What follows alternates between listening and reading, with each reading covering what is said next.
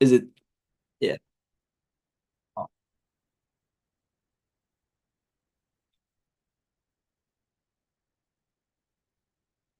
It's the Big Sig slash Big Signorelli, which I just shortened it up for the Big Sig. But yeah, real name is Andrew, last name Flores. But you, yeah, you can either call me Andrew or the Sig, the Big Sig, doesn't matter.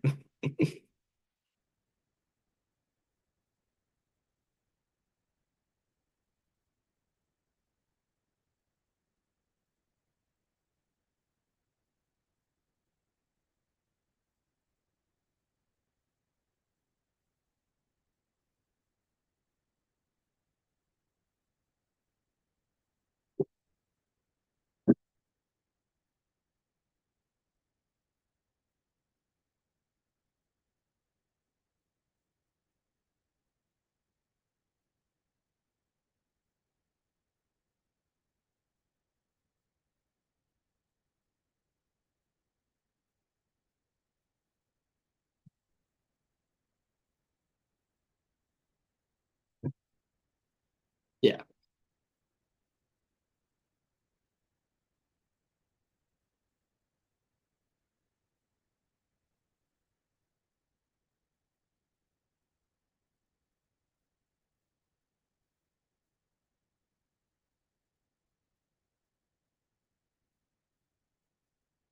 Mhm. Mhm.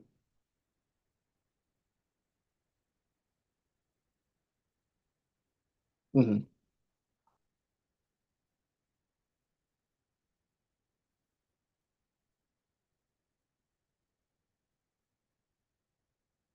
Mhm.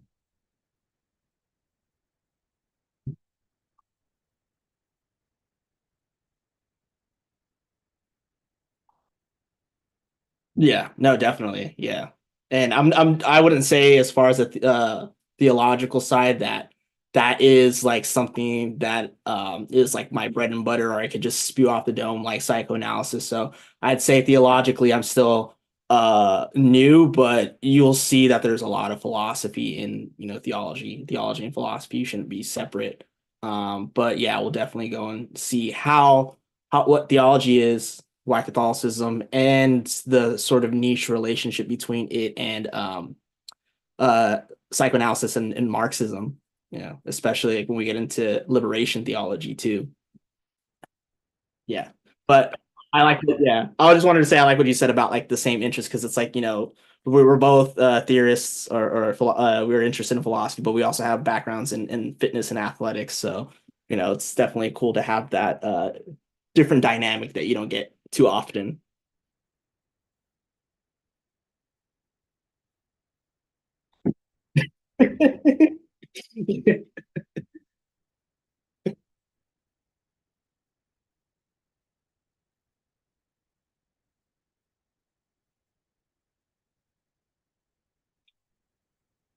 Mhm,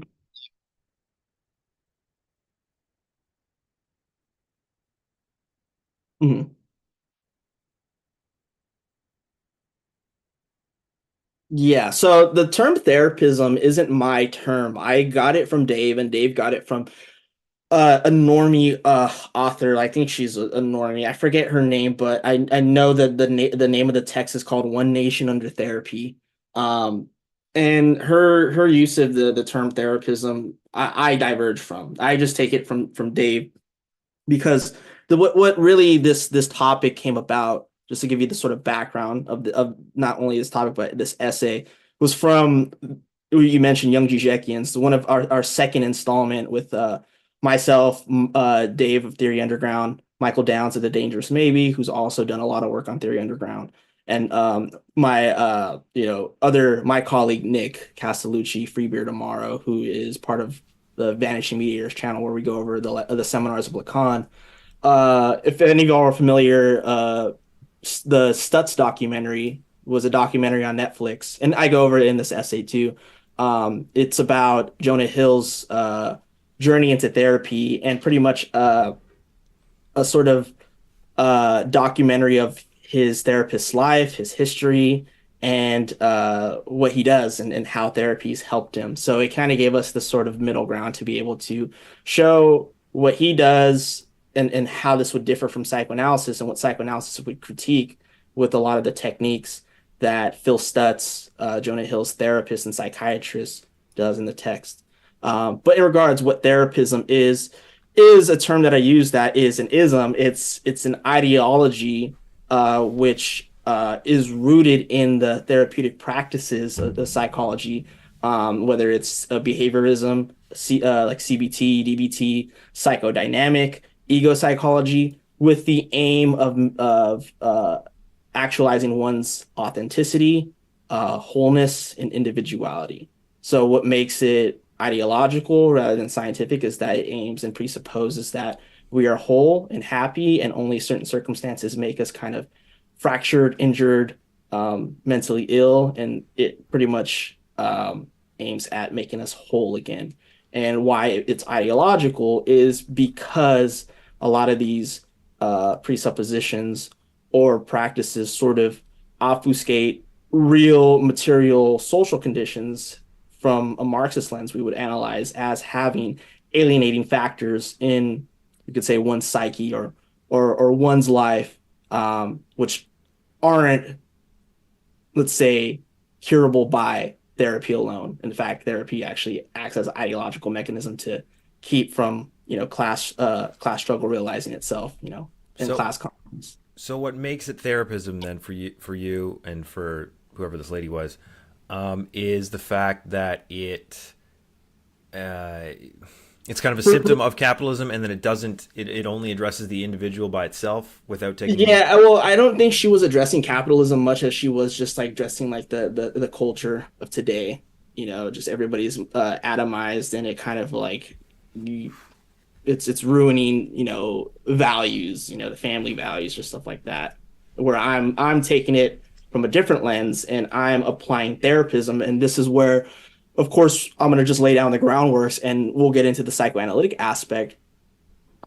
Not only is it ideological, but it's also libidinal. So it's invested in a psychoanalytic framework in which it acts as a superego injunction that it's not just ideological as far as a set of ideas, but rather it's kind of structuring the way that we enjoy and making us suffer more because we're trying to fulfill impossible demands of being happy, being whole. Even the way that these sort of like techniques like mindfulness or cognitive distortions, pretty much neuroticizing yourself and setting yourself up for failure because you can't meet these unnecessary demands. Um, and we'll get into like superego and all that stuff later down the road, but that's pretty much what goes around my definition of therapism. It's that it's not just purely ideological in the sense of ideas, but also in the sense of its libidinal economy, one's psychic investment, you could say. Okay, can you expand on? I think you kind of mentioned what it was, but the superego. So when you say the superego, you mean in relation to capitalism, the injunction to enjoy, or is there more than that? Yeah, so the superego again comes from psychoanalysis. It originated in Freud's works. It's I think first known in or first talked about in one of his works called The Ego and the Id. If you've ever taken a psychology class or familiar with some of the basic tenets of psychoanalysis, one of Freud's again, it's a topology. He has many models of the psychic apparatus, and this is just one of them. And it kind of gets used as the main one, and you always see that stereotypical Freud's iceberg. We're not gonna. I think that it's just very bland, and it doesn't really do anything but like kind of just stereotype Freud. But we have our ego, which is like this the identity, right? And it's built up of like the idea that you have of yourself and the idea of how you want to be seen. And so the way you could think about it is that you have a mirror, which is pretty much how you see yourself and reflect upon yourself. And then you have a photo, which is an image of how you are seen. And so we could see the ego is split up between an ideal ego and then the ego ideal, between mirror and photo, how we see ourselves and how we want to be seen by others, which of course has a social dynamic to it. And then you have the id, which is part of the unconscious, and that's part of the drives. And then you have superego, which is this sort of mechanism that for Freud, he calls, or he says is similar to the categorical imperative in Kant, which is just a fancy term to mean that your moral maxim, your moral dictum, that rule that you always have to follow no matter what. And he says that the superego is this cruel mechanism that kind of takes off from the unconscious because it protects against you realizing repression. What is repressed within you, that's also part of the id too. And what makes the unconscious unconscious is that it's structured by repression, repression of trauma, whether personal or social structural trauma. And that the superego is this thing that makes you renounce. Don't enjoy, don't do this, do that, do the right thing. But Lacan will say that there's a paradox in it because at the end of the day, that the superego has this repetition of it trying to make you enjoy, and you can't enjoy enough because it's like if I say enjoy some football or enjoy this meal, right? There's a limit to that. You're supposed to enjoy that in a certain way, but if I just say enjoy, what is it? You're trying to look for all the things to enjoy. What does that mean? Be yourself. So let's take it into the realm of therapism. Be yourself, be you. But you try to go into the world and feed these impossible demands. And what makes it superego is that it aligns with the sort of ideological framework in late stage capitalism uh, of the way that we should individualize ourselves, the way that we should operate as pure individuals that are free, autonomous, and yet nobody is enjoying, but yet they still have this imperative of being themselves. And therapy kind of takes this on of, don't worry about your family or your friends, be yourself, be happy. What you're doing right now is not your true authentic self. Let me show you how to do it. And so it's not just that, you have the super ego voice that tells you to enjoy or be yourself, but you have others that instantiate that for you. And so again, we could go back to the distinction between mirror and photo. It's like the super ego is somehow in cahoots with your ego ideal, and you are, and so the super ego injunction, this ideological injunction as well, is kind of keeping your ego ideal hostage and making you try to achieve these impossible ideals for your own identity, and it ends up self-sabotaging yourself. And in a way, I kind of explain what death drive is because it ends up in a death drive thing of undermining yourself. And a death drive is another term that we use in psychoanalysis, which is also part of the id, but pretty much all that means is that we're never whole. Repression and trauma split ourselves. And I explained that in the essay too. But pretty much the death drive is this sort of repetition of trying to master what made us traumatic, what made us construct trauma. But it always ends in a failure. And this becomes a focal point in psychoanalysis as a therapeutic technique as well. And I say therapeutic because I'm using psychoanalysis in this essay as a sort of way to look at capitalism and this ideology. But also, we should keep in mind that psychoanalysis is a praxis.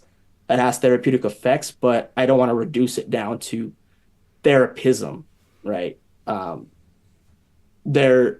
should say that like psychoanalysis isn't therapy, but it does have some benefits that would feel therapeutic, but it goes beyond that because it doesn't care about yourself or your happiness. It wants to get to the root of the unconscious. What makes you structure your life this way? What makes you unhappy and suffering, pretty much suffering, and ultimately understand your human condition. Before we get into explaining that a bit deeper, what you were just talking about really dovetails well into the concept of toxic positivity that Yeah. I talked about last winter in my seminar on wellness, Mhm. and how, especially in capitalism, there's this, you find all these people, everyone notices them, who walk around with this like very fake kind of positivity, and like the moment that you say hi to them, they'll go hi, and it's just Yeah. like there's something uncanny about it because they're not that happy, and Right. like No, there no is an one can be that intent. happy at all times. Yeah. um and um and so it's really, yeah, it's disturbing, and you're like, there's something you don't like about people like that. Usually, there's something wrong that seems off. Yeah. And but you, on the other hand, you can't really help them because like they've been kind of taught by society and by language, but that this is the way to act. And I was just listening to some like YouTube video recently about Russians Mhm. and the distinction between, when Russians come to Canada or the United States or the UK, they're like, you guys are all so weird and fake. And Yeah. because if you go to Russia, like they're much more direct, and they don't have this like fake politeness and fake positivity at all. Maybe starting now, but like 10, 20 years ago, 30 years ago especially, this did not exist at all. If you were having a bad day, everybody would know about it. Yeah. You were basically a constant state of grumpy, unless something Right. great happened or whatever. Yeah. And yeah, so they people say, like, people will say things to you in Russian, or like if they're Russian, that you will perceive as being rude, but they're just, this is normal to them, Right. because we're so caught up in this like weird politeness. Yeah. No, that's actually that's pretty funny. That's yeah. And I think Zizek even talks about that too with talking about political correctness. And he says that his remedy for us to actually get to bond and know each other is to like I think he says like this was something that he would do back in former Yugoslavia, current day Slovenia, is that the sort of Eastern European culture of greeting and meeting someone is to spend 5 to 10 minutes just to like say the most obscene thing to each other, say like, F your mother, she could get F by a dog, and just like point out like, everybody's flaws and say some like racist or jokes and stuff like that. But then after that, you spend the rest of the time saying like, how are you doing? Like, how are things? I know you were like ill for a while. I know you were going through a financial crisis. And then it's like, there's like all this excess libidinal tension. And I use this term that we could talk about more, but you'll kind of see how it plays in this like excess, energy that we just discharge in these jokes rather than like hold it in and act fake. We're kind of being constructive about it, but we're not trying to like um verbally assault or like, emotionally like degrade someone. It's more of a way that we're able to like joke and let off some steam, and then at the same time be genuine about it rather than have this sort of fake politeness where we're always keeping the other at a distance.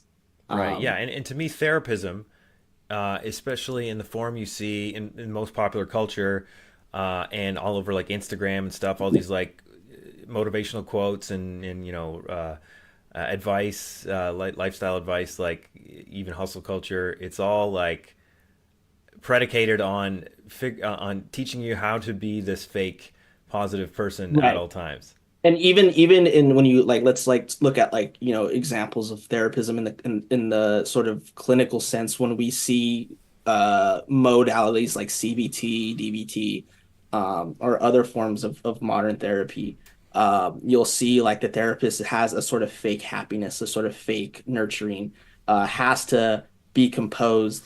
And it's just like if like the patient like, have you ever felt like this? But like, oh yeah, because I'm human at the end of the day, just like you.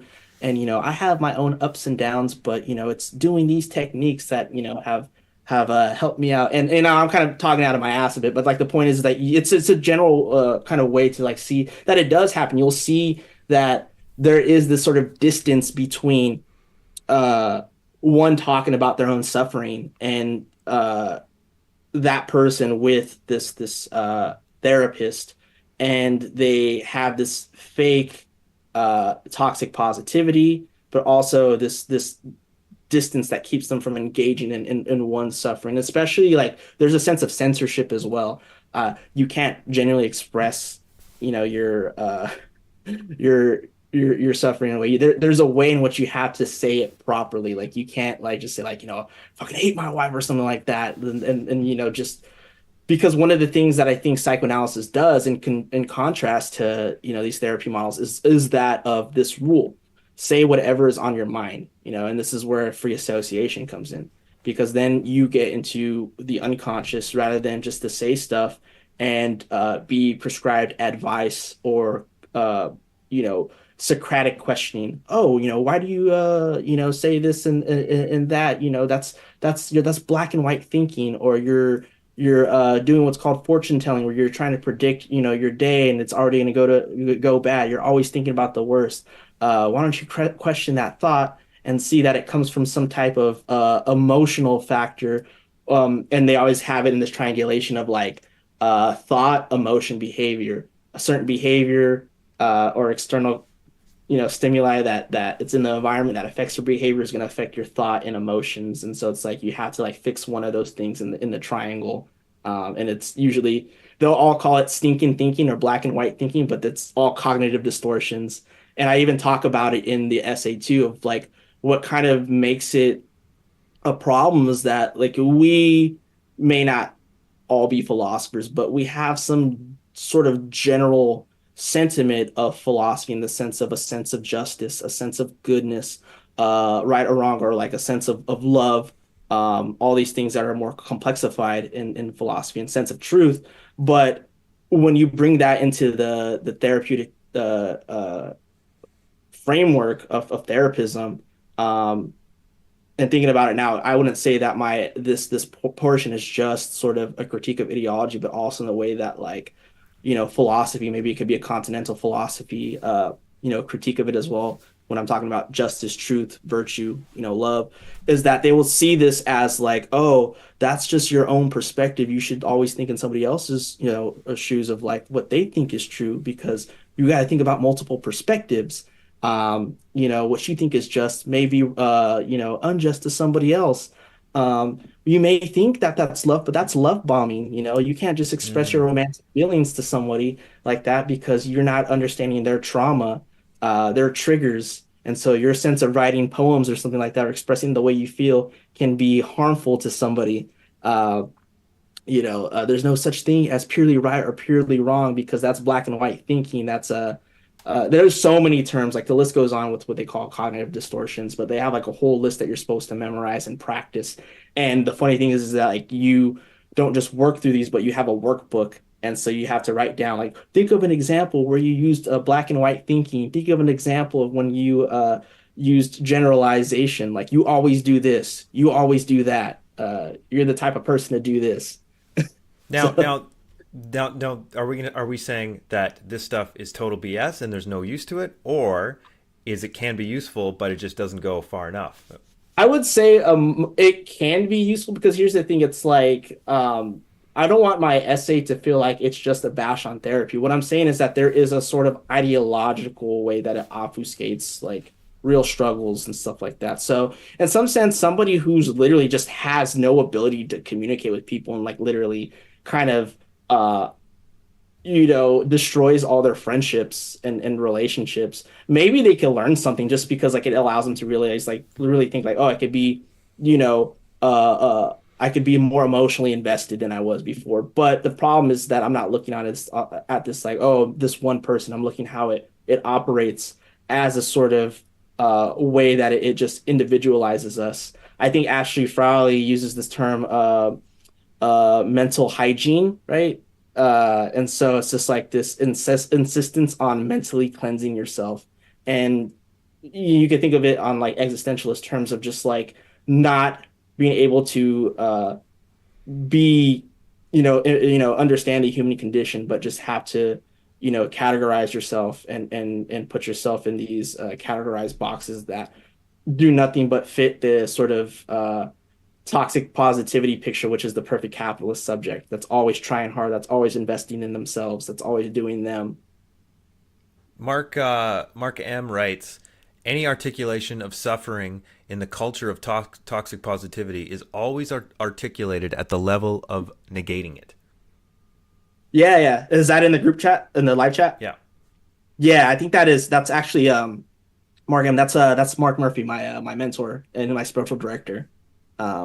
Yeah, he's got a work too similar to mine, or mine is similar to his. He's been working on his a lot longer, but his has to do with spiritual direction and therapeuticization of spirituality, in which you see the same thing.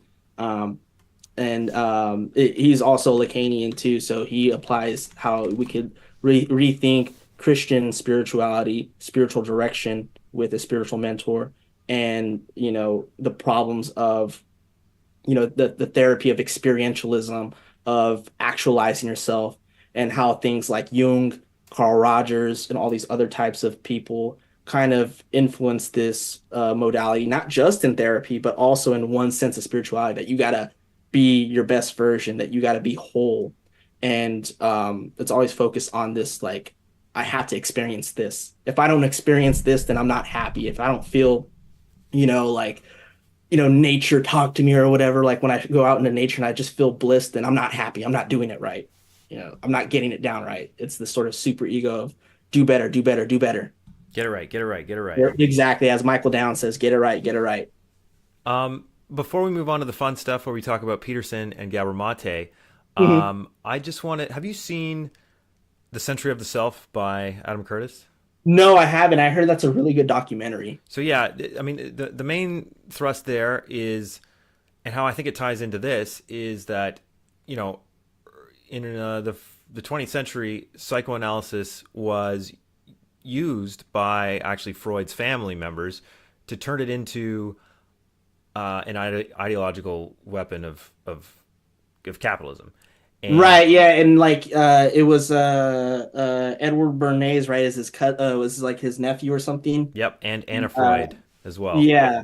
So yeah, from what I heard, like with Edward Bernays, it's like he used, like, he sort of bastardized the understanding of the unconscious to help with advertisement and to see like what like consumers desire, or what would be modern advertisement with suggestive symbolism.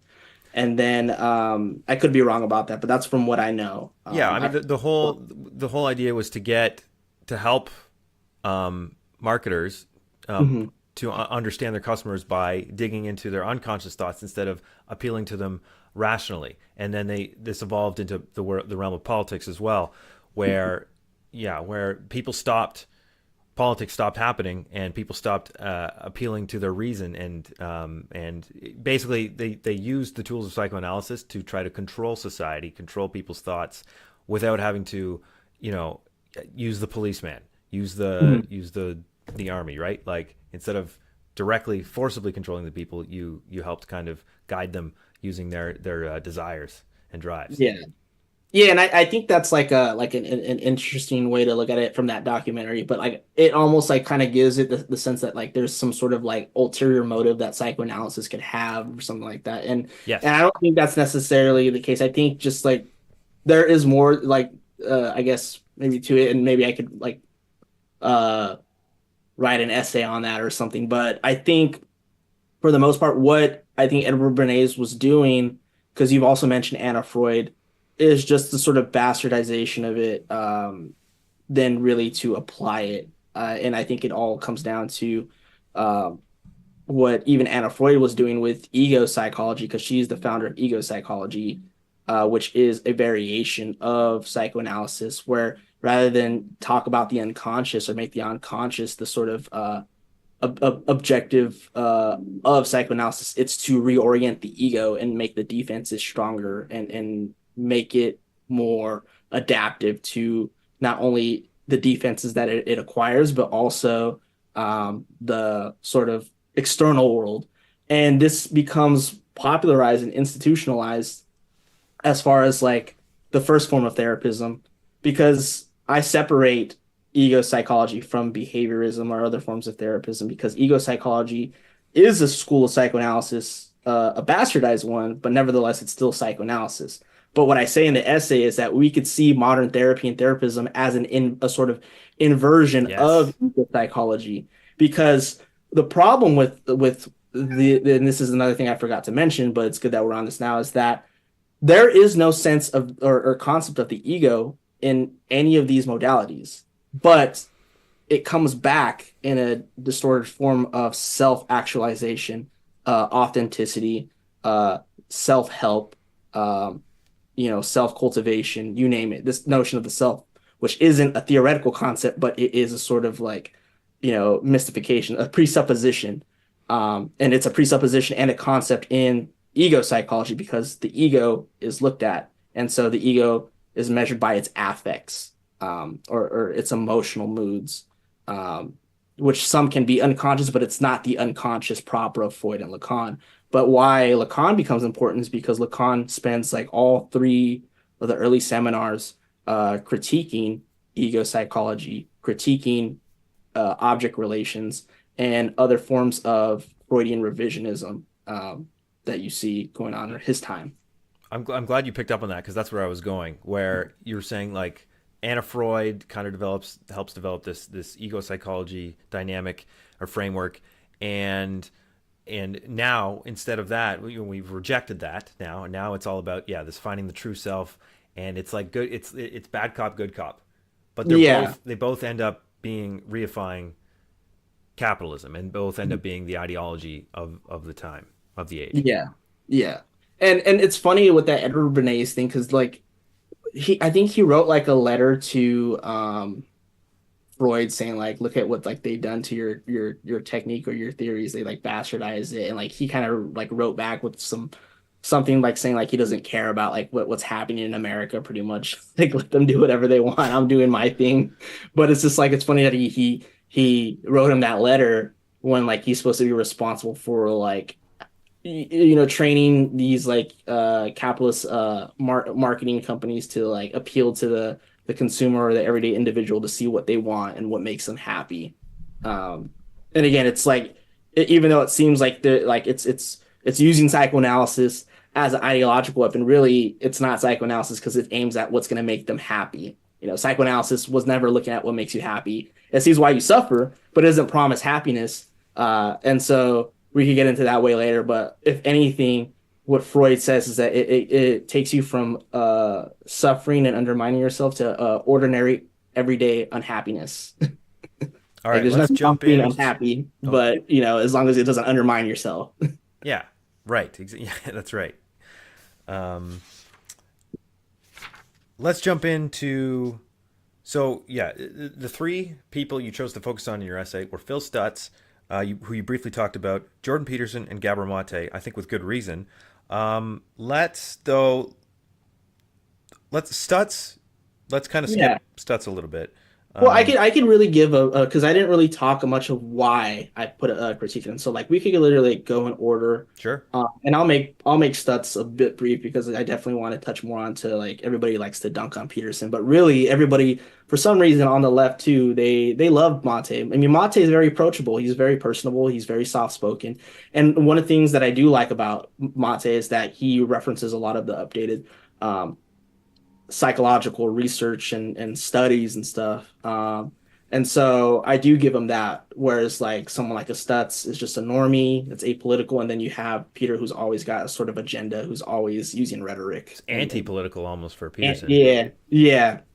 So so Phil Stutz, I put on the essay like he acts from this sort of like neutral position where he's trying to make people live more fulfilling lives, and he is a therapism type therapist. But it's interesting because everything in his techniques is all predicated on making your life more fulfilled because he thinks that this random individual that's a part of his techniques is unhappy, stagnant, going through obstacles, but it never gets into like things like undermining, self-sabotaging, neurosis, psychosis, schizophrenia. It's like how are your techniques going to work on that.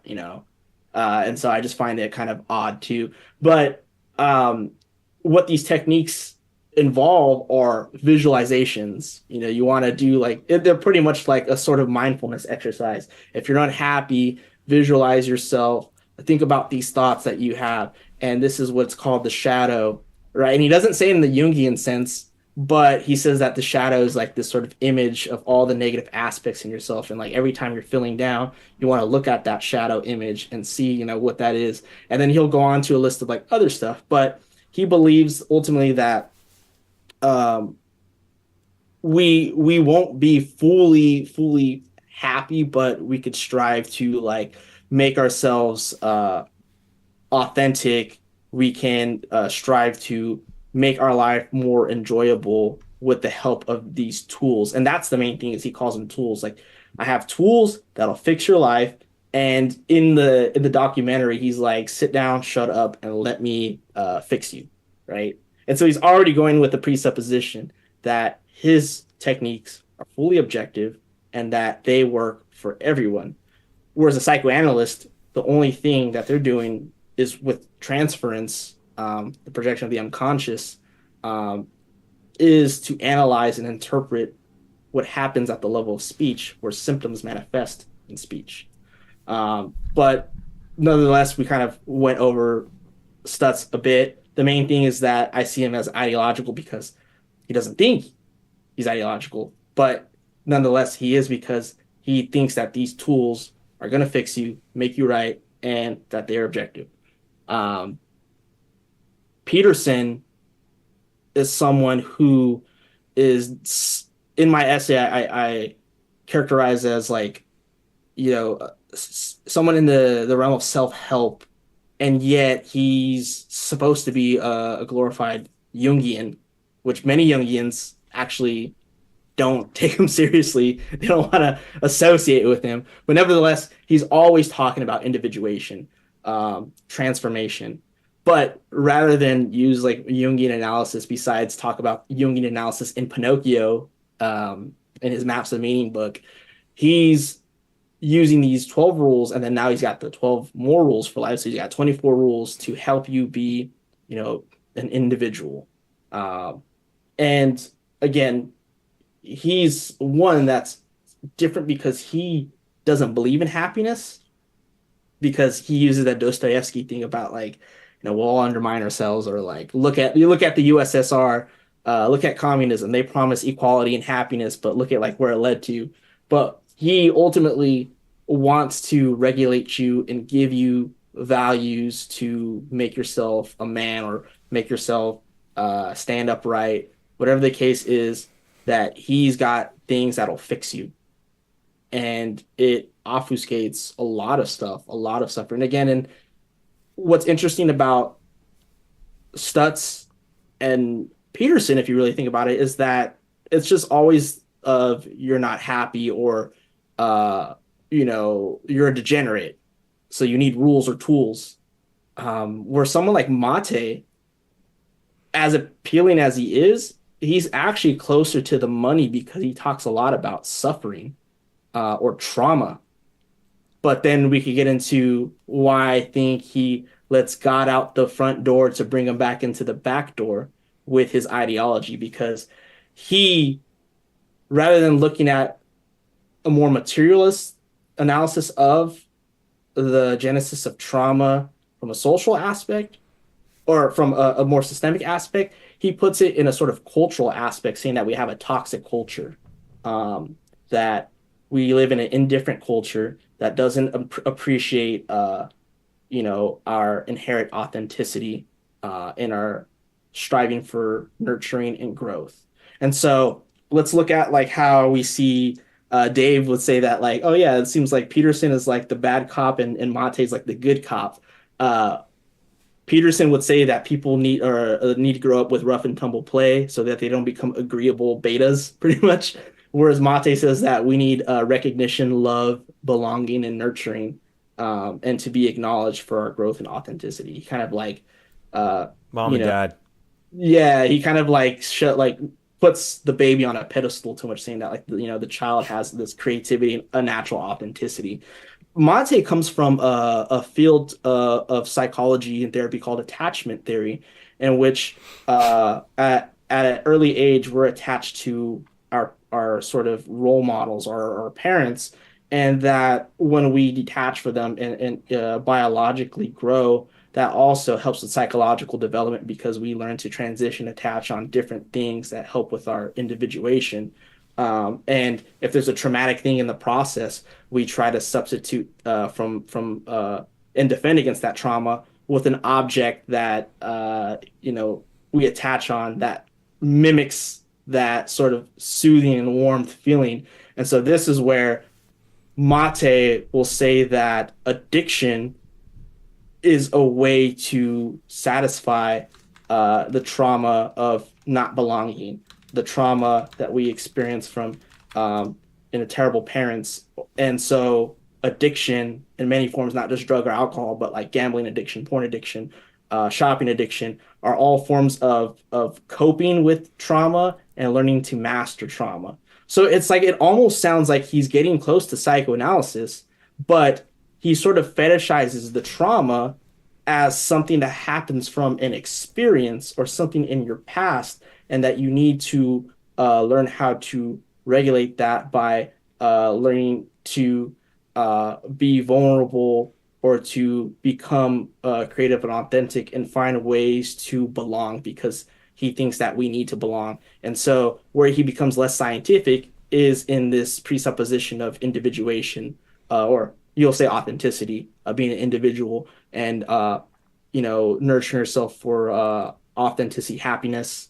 But belonging was the main one. I kind of repeated, individuation, authenticity a couple times, but he's ideological in that sense, but also in the fact that when he wants to build a social critique on it, and I know you read the book too, his Myth of Normalcy, it's always Like half rooted, of it so far. yeah, it's rooted in a culture rather than it's like, okay, we'll go further. How is that culture produced? Well, hold on. Let me interrupt you right there. He does say, like I think culture's in the title, I think, or the subtitle. But early on in the book, he says he's talking about culture in like the biological sense. Like he says he's using the like the metaphor of like a petri dish culture. And Yeah, so which can be more than just the culture. I think he's also inferring that he's talking about capitalism or the economic system, the base kind of as well in there. And he alludes to that a few times in the book.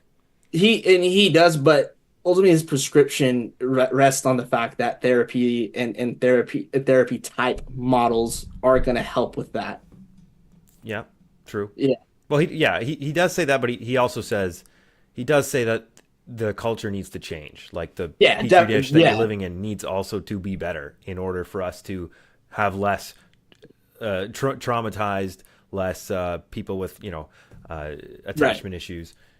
And so like that's why where it's like I still have a soft spot for him. And so like I will say with the essay, it's not so much like of a scientific critique against Mate because I do like how he's more scientific than someone like Peterson or even Stuts. It's more of like a polemic against him because he's not radical enough.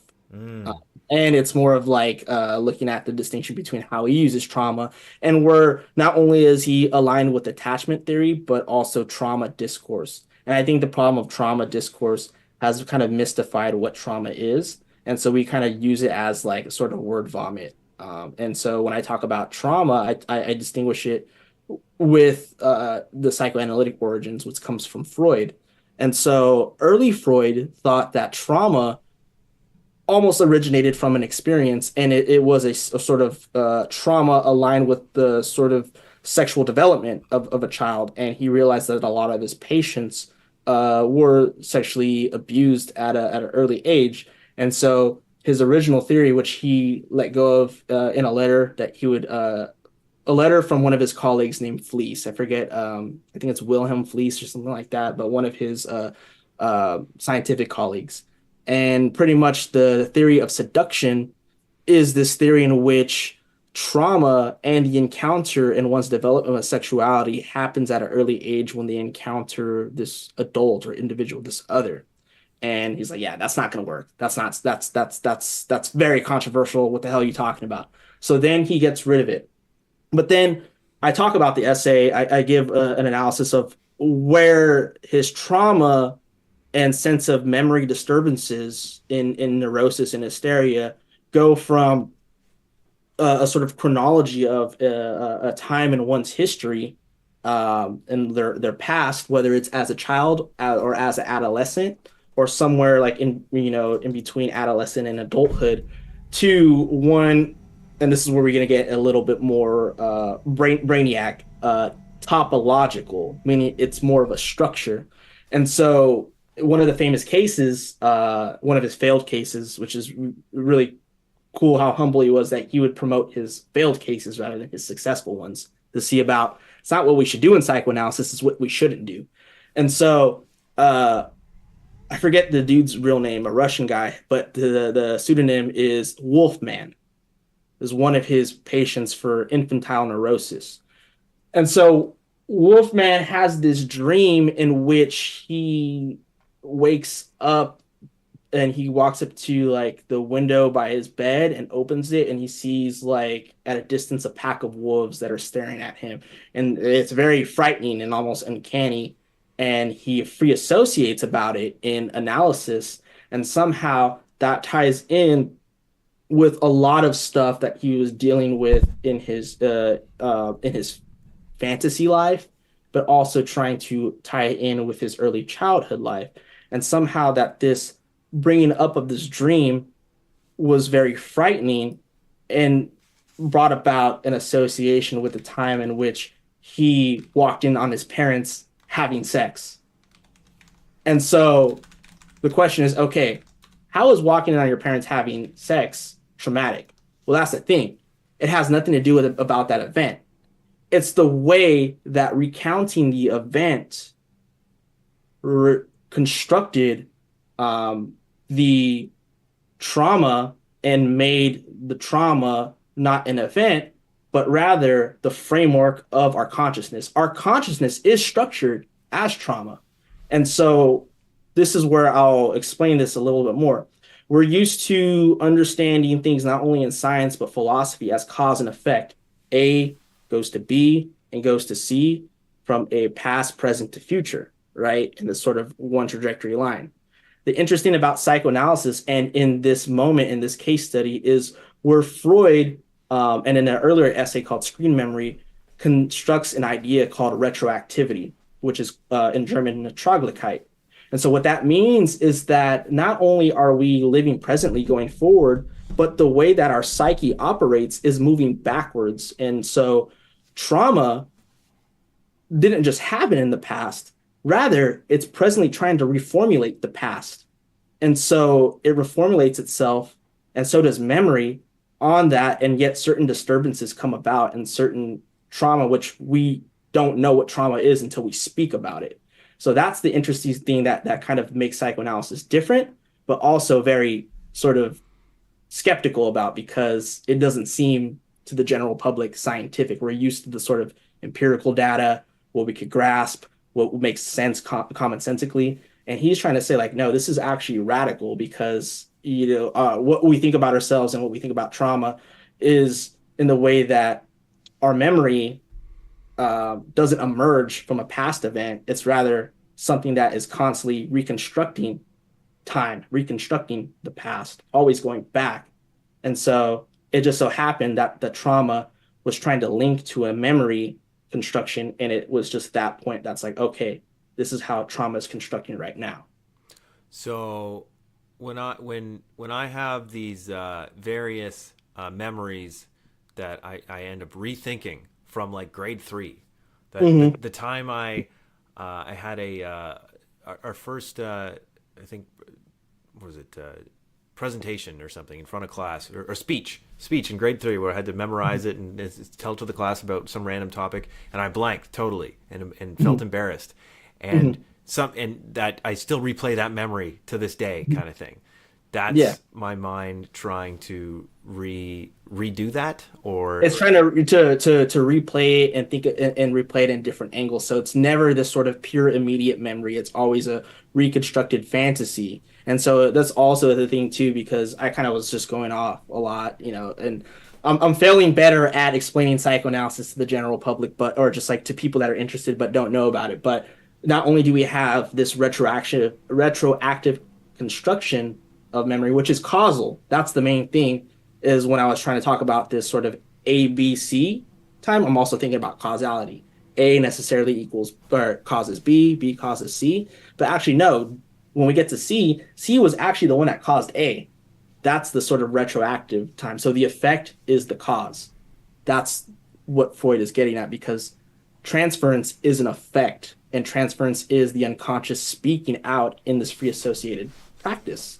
But to go back to what you were saying about looking at this memory of being embarrassed, it's shrouded in an emergent of fantasy. Fantasy is a way that the ego not only tries to create itself in that moment, but it is part of the ego's defense. And also, it leaves out a lot of stuff, because fantasy acts as a protection against the trauma and encountering something traumatic, because it's like you have this image, you're playing it out, but it's when you speak about it. in analysis and put words to it that it becomes uncanny. It's like, wow, that's me. Mm. Um, and then you get more, you start to replay it and constantly revisit it. And then you realize something that was left out, and that being left out caused the trauma. Um, and a good example of the show, like what makes this uncanny or kind of like even embarrassing to talk about, is like if you have a dream, right, you are always like, hey, I had this weird dream. And you like talk about it, like, okay, yeah, that's weird. Like you tell it to your friends or your family, like, yeah. But you never say, hey, I was having this daydream of you. Mm. Just like, thinking about, that's it's kind of weird. But whether dream or daydream or fantasy, it has psychoanalytic importance because that's where the unconscious plays out stuff. And so you'll see trauma in there when you put it into speech rather than these like sort of um like the way that we see it in modern science is like oh, when you walk past an area and you get triggered by something, it reminds you of something. Not to say that that's not, that's wrong, but the trauma goes more deeper than just like this sort of physiological somatic excitation. um Trauma has more of an encounter with the unconscious and of repression. Um, because you could be, for instance, a victim of assault and you walk past the area you get assaulted. Yes, you're obviously going to feel some type of way about it, but in analysis, you could talk about that event, and yet you never get through the trauma in that sense. It's always in recounting your entire life and realize the way that you're structured, that you realize there's a repetition of all the different events and how they relate to one another and how you got yourself in these situations. Or uh, what really made Freud rethink trauma and also his discovery of death drive was in what we would now call PTSD patients, war patients. It was called shell shock. These nightmares and disturbances from the war, and yet it was carrying on and destroying the progress of treatment. But it had nothing to do with the war itself, but it was an effect of the war. But they were recounting more stuff of their life, and that sort of leads to something deeper that is traumatic than just events, than just nightmares. Um, so yeah, I said a lot. So like, feel free to ask if there was something that was unclear. Um. So okay. So Gabor Mate is the good cop. Peterson is kind of the bad cop. They're both giving, especially Peterson, advice, and trying to make you whole or make you authentic, get back to your authenticity. Mm-hmm. Where so okay, and but psychoanalysis. So as you were just talking about with dreams and fantasy, psychoanalysis is, or sorry, the unconscious, and which is psychoanalysis, kind of reading the unconscious and how it Yeah. plays out. Is the unconscious is the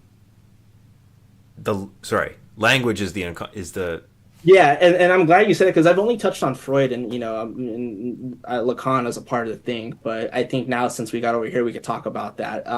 Lacan looks at it in a topological way, like Freud was getting in his later theories. With if anybody's familiar with like some of the Lacanian concepts, you have imaginary, symbolic, and real. And so these are what he calls registers of how um, the organism or the speaking being, the subject, is oriented by. The imaginary is structured, is where the birth of the ego is created. And this still has to deal with Freud's theory of libido, um, which is sexuality, the development of sexuality. And rather than us being, just like every other animal where our sexuality is meant for purely reproduction of the species. Um, if you see the way animals mate or they prey upon each other, there's always this dance or this lure. and they get kind of caught in this image. So because we're built differently, we rely on this image to live the rest of our lives, not even in sexuality or just whatever. It's just it holds us together. This is the mirror stage in Lacan, but this is what is called narcissism in Freud, which is not the DSM-5 narcissism. It is just an investment from us being dependent upon the mother for satisfaction, for our drives or whatever to satisfy the oral drive or just to be fed or whatever excitation we have as a baby into an image of ourselves that actually would be the birth of the ideal ego in which it's rooted in this image of our body. And it functions because it now gives us motor skills. We need that image to have motor skills because when animals are born, yeah, they depend upon the mother, in a different way, but their motor skills, their instincts are already put in place, right? If a baby is left in a corner, it's probably going to be there crying until somebody picks it up. If a baby kitten or dog is in the street and a car comes by, it's probably going to run away. A human baby's right there, probably going to get hit. And so there's a difference between drives and instincts, since that the drives need that other to be able to, put it into place. And so, And animals, sorry, and humans have drives instead of instincts because of language. because of language, law, and culture. And so I was going to get into that with the symbolic order and how that Okay. plays.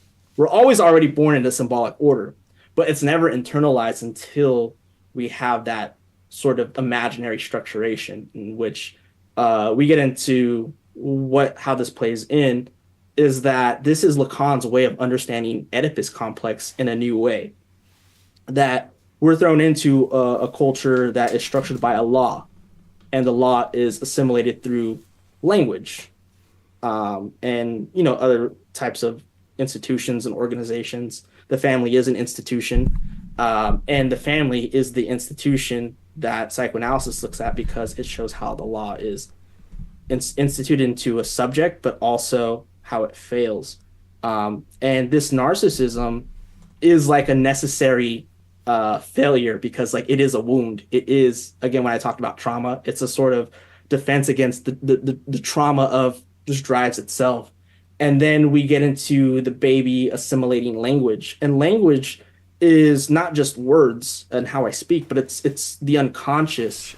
The unconscious, as Lacan will say, is structured like a language, and the unconscious is also structured.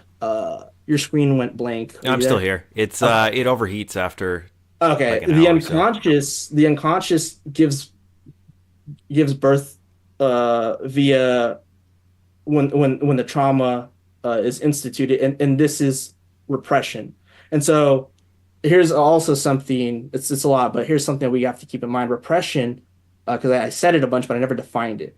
Repression could be seen as not like, oh, you have these memories or like these impulses stored down in the basement, this cauldron of instincts.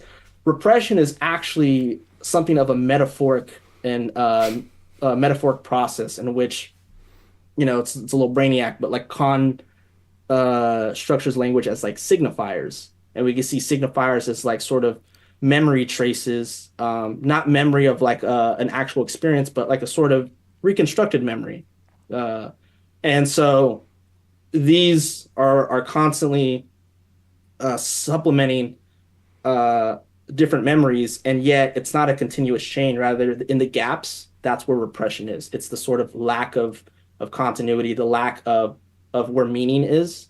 And so right here, I'm already describing the symbolic because it's not just reducible to language or law, but it's also the law and the way that the law structures the unconscious, but it's a law that also undermines oneself. And we could see how this law plays in with the superego as well. And hold on, when you say the law, you don't necessarily just mean like literally the law that a state passes. No, it's going to be the Oedipal law, which Lacan will call the name of the father, or le nom du père, or le nom du père, the name of the father, the know of the father. And so here's where I kind of probably was speaking too fast, and Lacan is so dense that you're never going to get it all in a 101 session. But what that is like the instantiation of language, and it pretty much is like, no, you can't enjoy your mother anymore, or like this imaginary state of just non-functioning. Now you actually have to function. And so the no of the father is like this metaphor, or myth of how we are thrown into the symbolic and we are alienated there as subjects, and how it gives birth to the unconscious because it comes from a traumatic encounter with an other. And that kind of sounds similar to what I was talking about earlier when I was talking about Freud. But again, it's never looked at in this sort of like A, B, C. It's rather looked at retroactively, which is very confusing. But you'll see how this law of Oedipus is that name of the father. And it'll come up in the session, analytic session, in a sort of imaginary rivalry. If you're familiar with some Lacan stuff, you'll always hear desire is the desire of the other. This is where the other comes up as an imaginary form in analysis, in the transference of what does the other want from me? What does the analyst want from me? When I talk about my father or my mother or whoever had a significance in my life, what did they want from me? And so this other is a sort of way in which it acts as a screen memory, as a projection for the unconscious to come about. But it's always a defense because there is no other, like the other doesn't exist, right? So the symbolic is not only just language, it's how we have the unconscious, which is structured in this sort of repressive substitute process of always substituting trauma or different, we'll call them signifiers, but I like to dumb it down and think of it as like ways in which memory is constructed, and they're symptoms, and they always manifest in slips of the tongue. The famous joke is like Freud's slip of the tongue is when you say what is it, when you say your mother but you meant another, or something like that. Or like, so you have the way that it manifests in that. Um, you also have portmanteaus, which is a fancy way of like saying how words condense. Um, like in the seminar five, they use the term familionaire because like some patient was talking about their family and being a millionaire, but they said familionaire. Nick and I have this joke about how the rapper Chameleonaire, that's a funny portmanteau, but like how words condense together. That's a way in which you see how the unconscious manifests like that, which have no meaning outside of the clinic, but only in the clinic when you're talking, or the what's called negation, and it's like when you're probably most people are familiar with this, even if they've never seen psychoanalysis before, heard of psychoanalysis. But like when somebody comes up to you, hey, not to be rude, but or hey, I don't mean to be sexist or racist, but I think so Yeah. in the analytic session, like Freud's essay negation, or in German Verneinung, is where the trauma could actually come up consciously in a negative form. I had a dream about a woman, but before you say anything, this was not about my mother. So it doesn't mean that the person was dreaming about their mother. Rather, it's the way that unconscious manifests in language and in imaginary form in a negative process. Like it has to constantly deny itself. Um, and so it's up to the analyst to start like having them associate more. It's like, well, what did you mean about that? Um, and so this is how, with the relation of the imaginary and the symbolic, we see the ego defend against trauma, and its way of using language, and how trauma and symptoms manifest with language. So we're not just talking about the symbolic order as law, as you were saying. It's not the legal law. It's just the way that we'll say for a dumbed down way, it's like the way that a person who is suffering has internalized their understanding of the social law. Let's put it like that. So the person who goes around being really rude, but prefacing it saying, "I don't mean to be a dick," but and then says Yeah, something really, yeah, dickish. yeah, dickish. Yeah. That's because they see this as the rule they need to follow is to not be a Right, right, dick. right. And then that I would say like not everybody is like showing their unconscious in that way, but like it's just like a easier way to kind of give an example. But it can come up in the session in the clinical sense with somebody who's like really neurotic, who's always guilty of something, but you never know what. Always, feeling anxious because obsessional neurotics are very anxious, very guilty, and so yeah, I don't mean to be a dick, like, and it's just like if you see that associating with other stuff that like themes of being a dick, and other stuff like that, we see how that associates and that chain of words and memory lines up. And so that's like the main thing that we have to understand from a clinical aspect, its relation to that language and all these negations.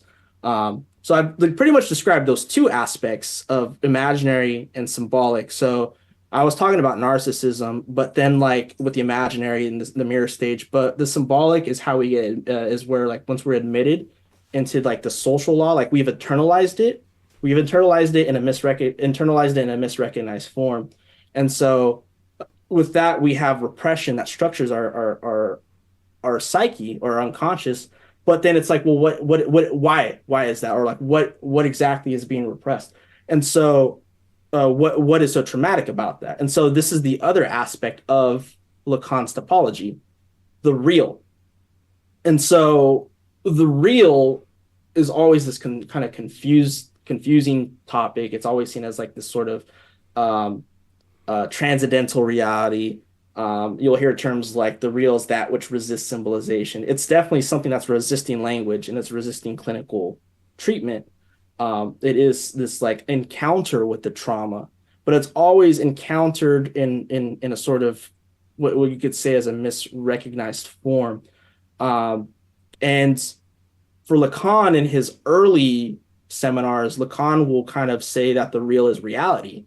Um, but then you'll get this notion of the real in seminar two as like an impossibility, and it's also repetition. So it's not only that we have a trauma that's being repressed and that is structured by repression, but that we have repetition of certain symptoms that resist language. And once we kind of put a word to that or be able to encounter that in, we'll say, a fantasy, in a dream, or the way it comes up in a session, it comes up in a real form because it's alien to you, because it's resisting the way you identify with yourself as. It doesn't seem like you. It's very other and uncanny at times as well.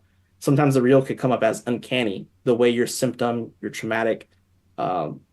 your traumatic symptom comes up as very uncanny to you. He he uses this dream of Freud called Irma's injection. Irma was a patient of his, and so this dream for Freud, it had to deal with feeling guilty, and also he thought it was a revenge fantasy. But Lacan doesn't like that interpretation, and you can find this dream in the Interpretation of Dreams book by Freud. Um, Irma was came up to Freud in this dream, and she was saying that she was having a lot of pains, and he was like, "Well, if you're acting like this, it's because you didn't listen to me, and you deserve it because like you didn't listen to what I was saying." And then she's like, "I have something down my throat," and he looks through it and he sees like there's like these like weird like sores, and it becomes really uncanny. And then you see like his friend Otto try to inject her with this formula called trimethylamine. But apparently in real life, he injected her with it, and apparently the syringe was unclean. So I think she caught like dysentery or something like that. And then he's like arguing in the dream with Otto and a bunch of other patients or other doctor friends, like his colleagues. And so what the real has to deal with this is that what Lacan is saying about this dream is that for Freud, it's not a revenge fantasy because he's not putting the blame on it's not the fact that he's putting the blame on Irma for not listening, so that's like putting the guilt off of him for being a bad clinician, nor is it, the fact that he's putting the blame on Otto, his friend, for using malpractice. Rather, the real or the unconscious of Freud is found in Irma's throat when he's looking down, this sort of uncanny thing that resists language and resists even identification. And obviously, this is just his interpretation of the dream. This was never put into clinical practice because obviously Freud died, and Freud never, Freud was the only thinker of psychoanalysis. So like nobody could analyze Freud. Freud was the analyst. But what Lacan is trying to show is that there are some things in everyday speech that are put into analysis and in dreams even that go up unsignified. And so they seem mundane, and yet they have the most clinical um, effectiveness, if that makes sense. And that's like what we could think of a dumbed down version of the real, or what he'll say in seminar two as impossible real. It's like an impossible logic that makes you undermine yourself. And I like this one a lot too because it goes with the super ego that tells you to, you know, do it right. But the way that you do it right, even if you fall it right, always ends up in a sort of irony of failing. And he used, and it goes with repetition as well, as I was talking about. And this goes in with the death drive because the death drive would align with not only the trauma, but also the real in his later seminars. But for this instance, we could see how this real as impossibility plays out in this joke of like an idiot. I forget the name of the play or a reference, but it's this idiot boy who comes to a wedding or a funeral after having seen the family in so long, and he says many happy returns. And everybody looks at him in the funeral and they like hit him and yell at him. They're like, "You're not supposed to say that. You're supposed to say, may God rest his soul." So, all right, you learned that. And so then he goes into a wedding the next couple weeks, and right as they're about to kiss, he says, "May God rest his soul," and then he gets beaten up. And so what we can see is like this event of like the signifier or the trauma coming up, and you learn about it and you apply it, and like the super ego makes you like uh do it at the wrong time, pretty much. I don't know if that makes sense, but pretty much it's like always this failure and learning from error, because the way we learn about our trauma in psychoanalysis and the encounter of the real is always in a, again, for maybe early Lacan we could say misrecognized form or inverted form, and we can see the real or something with the unconscious play about in those negations, and we learn about it too late. So when you talk about the symptom and does a symptom mean strictly something like that? Is it something that's replaying in your psyche? Is it something that you're reenacting in life, in the real world? What do we mean by the symptom? Yeah, and so and it's funny because when you read like the literature of Lacan, like you see the symptom as with a capital S.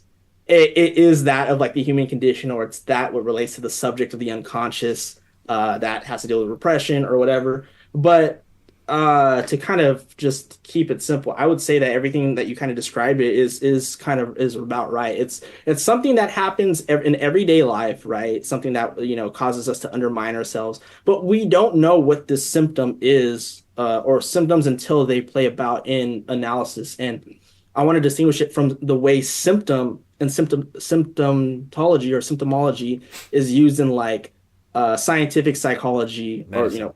science in medicine, or even the DSM-5 and like clusters and sort of categories, or like other nosology and all that stuff. What the symptom is for Lacan and Freud is that it's something that manifests on the level of speech and on the level of defense, but then also it is pretty much that what structures your repression, or like what undermines you, and it's related to like this concept of death drive.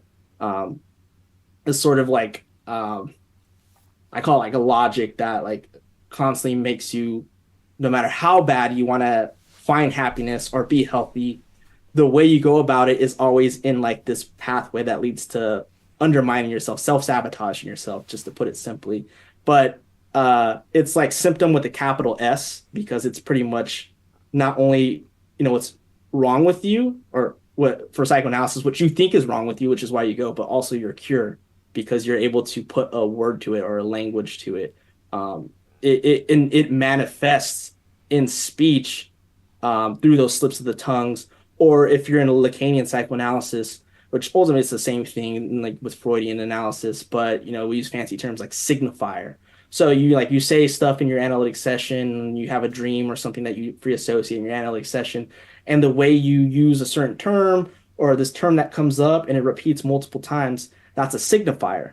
And so you constantly go back at it. And so the signifier is in a way a symptom with a small s, but the closer you get to examining the unconscious and seeing a sort of pattern, you're starting to understand the symptom capital S, if that makes sense.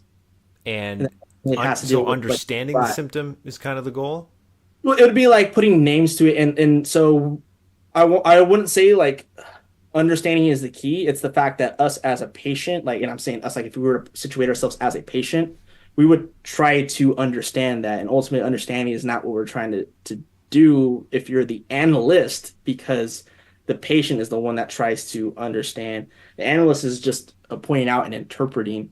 The point is to free associate, and you come to like a realization of why you undermine yourself within time. It's not going to be this one moment where it's like, ah, that's it. No, you're going to realize it multiple times in a weird way, in a sort of ironic way, and like the joke that I made about the idiot boy. It's like you learn something and then you try to apply and it always works at the wrong time. Uh, the the symptom par excellence, capital S, is related to what Lacan will call the subject of the unconscious, which I think we could just tie into what I was saying earlier about how our subjectivity is structured traumatically. So when you understand pretty much like the marking of the subject or the origination of the subject, that's the capital S. But it always manifests in small s's, small symptoms, small signifiers. And that's through speech. That's through these weird slips of the tongue or these random signifiers that the analyst points out.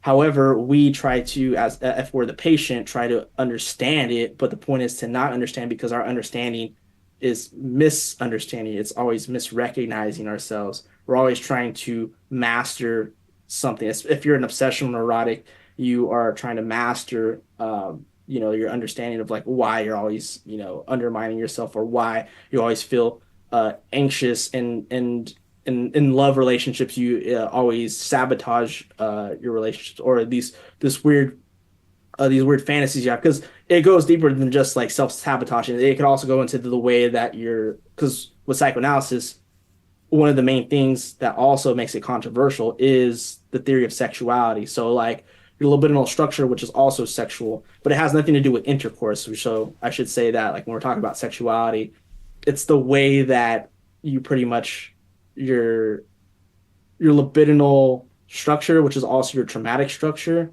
um, I guess creates this way that you enjoy. But this enjoyment is not like pleasure, it's rather displeasure.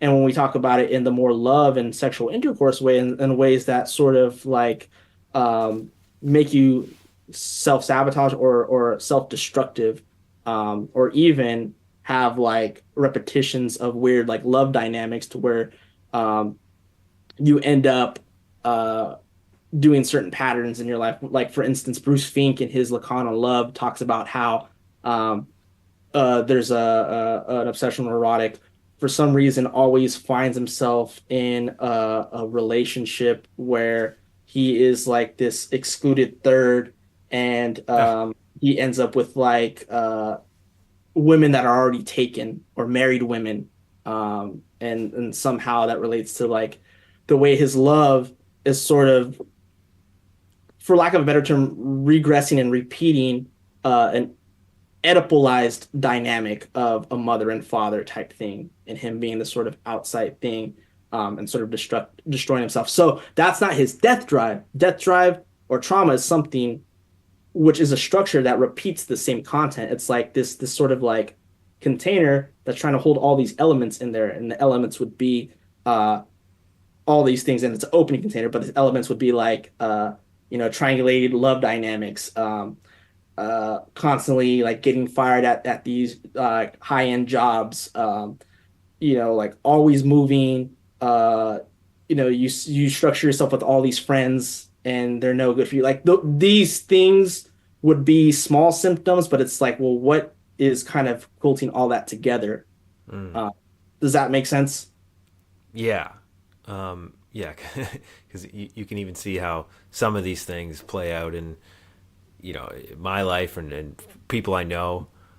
Yeah. Um, And the one thing I want to add, because I'll give you a chance to talk too, is the fact that like some, who's watching could be like, well, everything you said, it sounds like it's similar to therapy and therapy. Like, I feel like people in therapy talk about this too, maybe, but the main thing, and it's not to say that sometimes like even psychoanalysis can be ideological in the sense like like it's not dealing with the class struggle in a sense, although I beg to differ. The main thing is that, and this is a quote, a paraphrase quote from Samo Tomsic, who's a part of the Slovene school.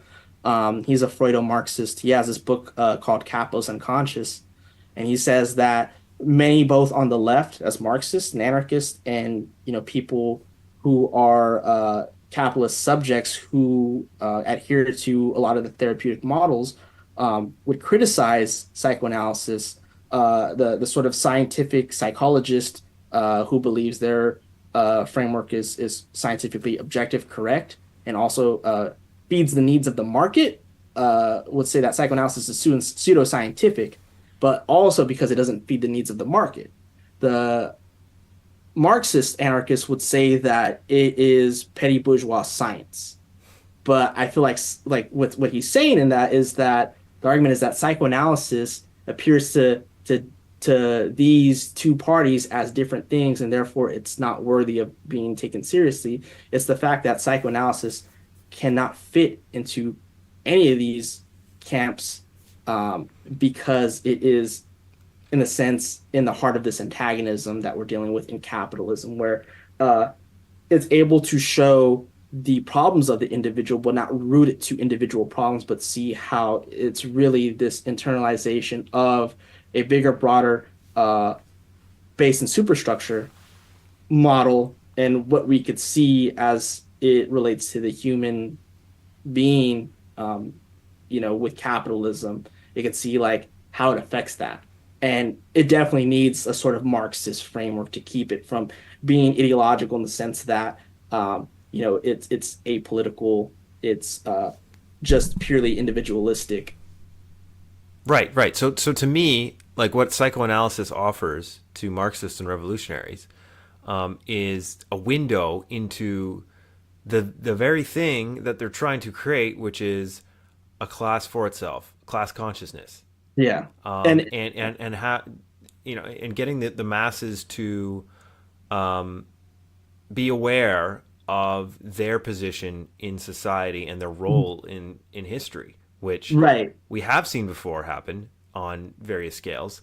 But it's not just a matter of like having a revolutionary or a Marxist rationally explain things to workers and having them get it. It's understanding how society acts on the psyche, how the law and the kind of social order, the how the psyche works, the unconscious works, and why leftists get into leftism or Marxism in the first place too. Like, there's a lot of people that get into this stuff because they want to, just because they want to throw a brick at cops, Yeah. and they're not, yeah, like there's all Right. kinds of weird reasons people get in. Right. And so we can see psychoanalysis help us, especially with Zizek is a good medium because he's using psychoanalysis to understand why, like, even though people want revolution, emancipation, um, confuse liberation with transgression, and how transgression, fits perfectly for capitalism. And there is a sort of libidinal effect to it, the superego injunction to enjoy, the way that we misrecognize capitalism and the class struggle is by like always seeing it as this imaginary other. You see many leftists like when Jeff Bezos got really big with the whole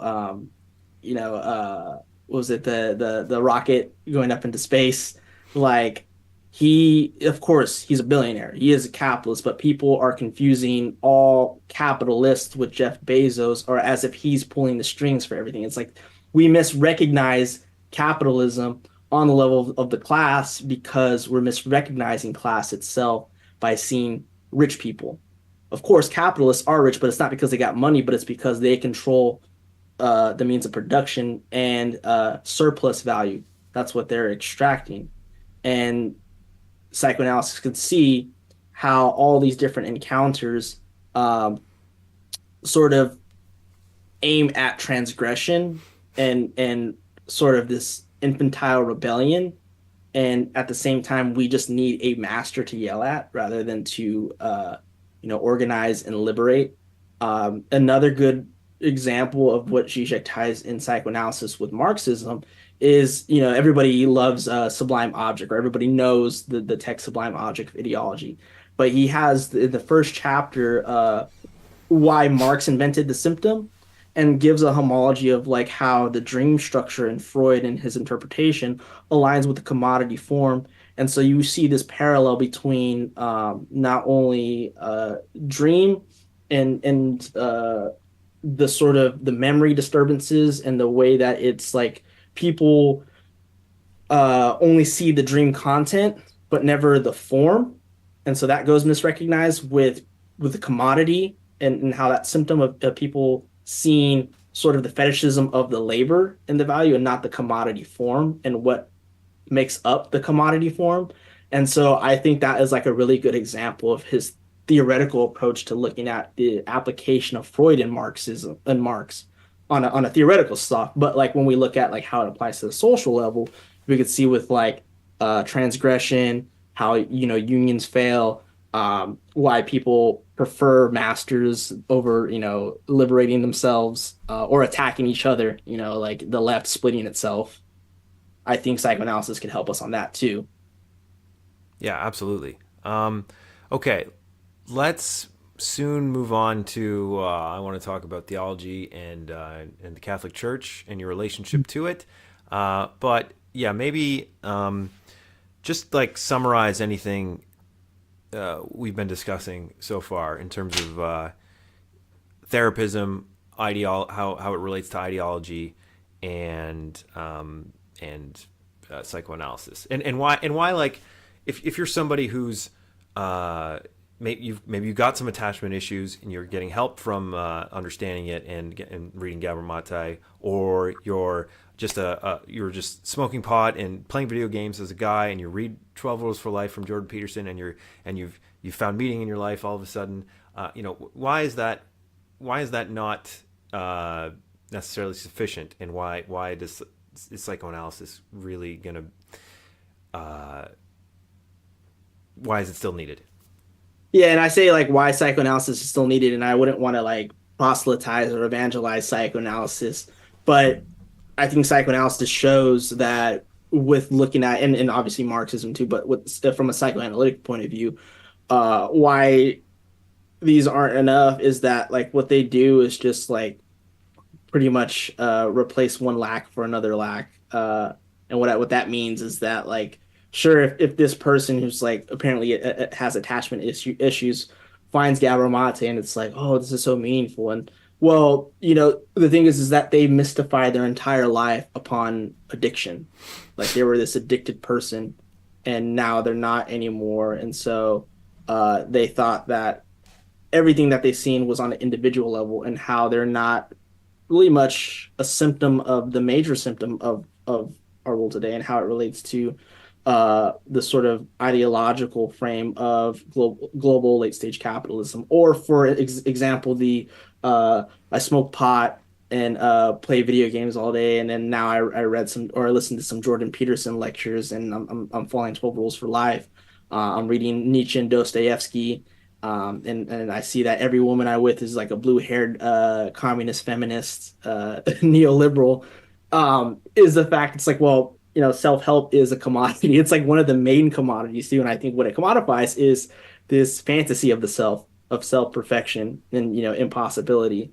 And I think both fall in the realm of therapy as far as like the Mate bro or like the Peterson bro, is that no matter what method they aim at, it's that they think that there is this fantasy of enjoyment based upon self-actualization, that they could be whole, that they weren't whole, and then that they will be whole. They will be this perfect somebody. But everybody's trying to do it, and nobody can. Nobody knows because all this is resting in is, this fantasy of that capitalism produces to avoid the trauma of capitalism, which is class struggle, which is exploitation, whether it's imperialism or exploitation of workers, and everything else. And that's the sort of traumatic thing, is that the symptom in a Freudo-Marxist sense, when we look at capital, is rooted in um, class antagonism, and that is a positive material conditions that are mystified.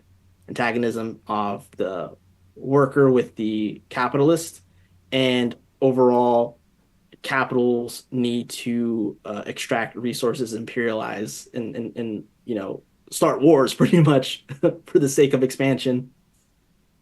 We could think about that on an intellectual level, but then there's disavow, where it's just like, well, at the end of the day, it doesn't affect my life. So yeah, maybe that could be true, and that's where I think Zizek comes in, and sees how we can know something, and yet that could still allow us to enjoy. That's the sort of perverted aspect, and I think his use of psychoanalysis helps us see how we can know something and it be ideological, and yet it still allows us to operate like if it's nothing. Right. So the degree to which therapism, whether it's Gabor's or Peterson's, allows you to think that you can be made whole or that you are whole, is also kind of the degree to which you're going to be, your suffering continues. Um, Yeah, yeah, because mainly it's pretty much mystifying, and what I mean is trying to like put your suffering to like a sort of elevated status and in individualized form. Like it's all like your suffering, your problems, or your hurt, your pain, are because of this or because of that, and then you will be whole, promising your salvation, pretty much, that there is a road to your self salvation, and you'll be authentic one day. right. But whether it's therapy or not, there's always this super ego insistence to be authentic. you know, Right. Everybody will be authentic. And It, so I'm curious then to see how this links with religion, because in your paper, in your essay, you talk about how therapism is one of the new kind of forms of secular religion. yeah, And from my perspective, like the history of religion, like religion, knowing what little I know about psychoanalysis, or psychoanalytic theory and the psyche, religion seems to be this, like, it pops up all through history basically, and everywhere, and so it seems to like really plug a hole in the psyche, mhm. and one that maybe, like, I don't know if it's the big other or what, or the superego, but it's kind of like,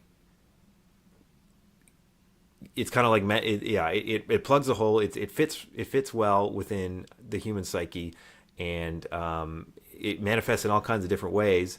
And so yeah, what are your like? How do you think psychoanalysis relates to religion? Yeah. And So when you look at religion as a whole, especially like with the more monotheistic types, and Freud obviously was critical of monotheistic religion, he had his whole essay on Moses and monotheism, and he pretty much is a scathing criticism of religion based upon it being very infantile, and just pretty much is a way for us to cope and to deal with the traumatic. Lacan actually has, even though he's like always, it's always debated if he was an atheist, a very complex atheist, or if he was agnostic. But he has an essay, or like it's a small like book called A Discourse for Catholics. And Lacan grew up in a very Catholic tradition, His brother became a Jesuit priest, I want to say. And whether or not he was religious really doesn't matter to me. But I think what he does is reorient religion or the questions concerning religion in a new way with how he looks at notions of meta language, and how language and all knowledge and discourse is incomplete. So God remains a hypothesis and an effect of discourse because of language itself.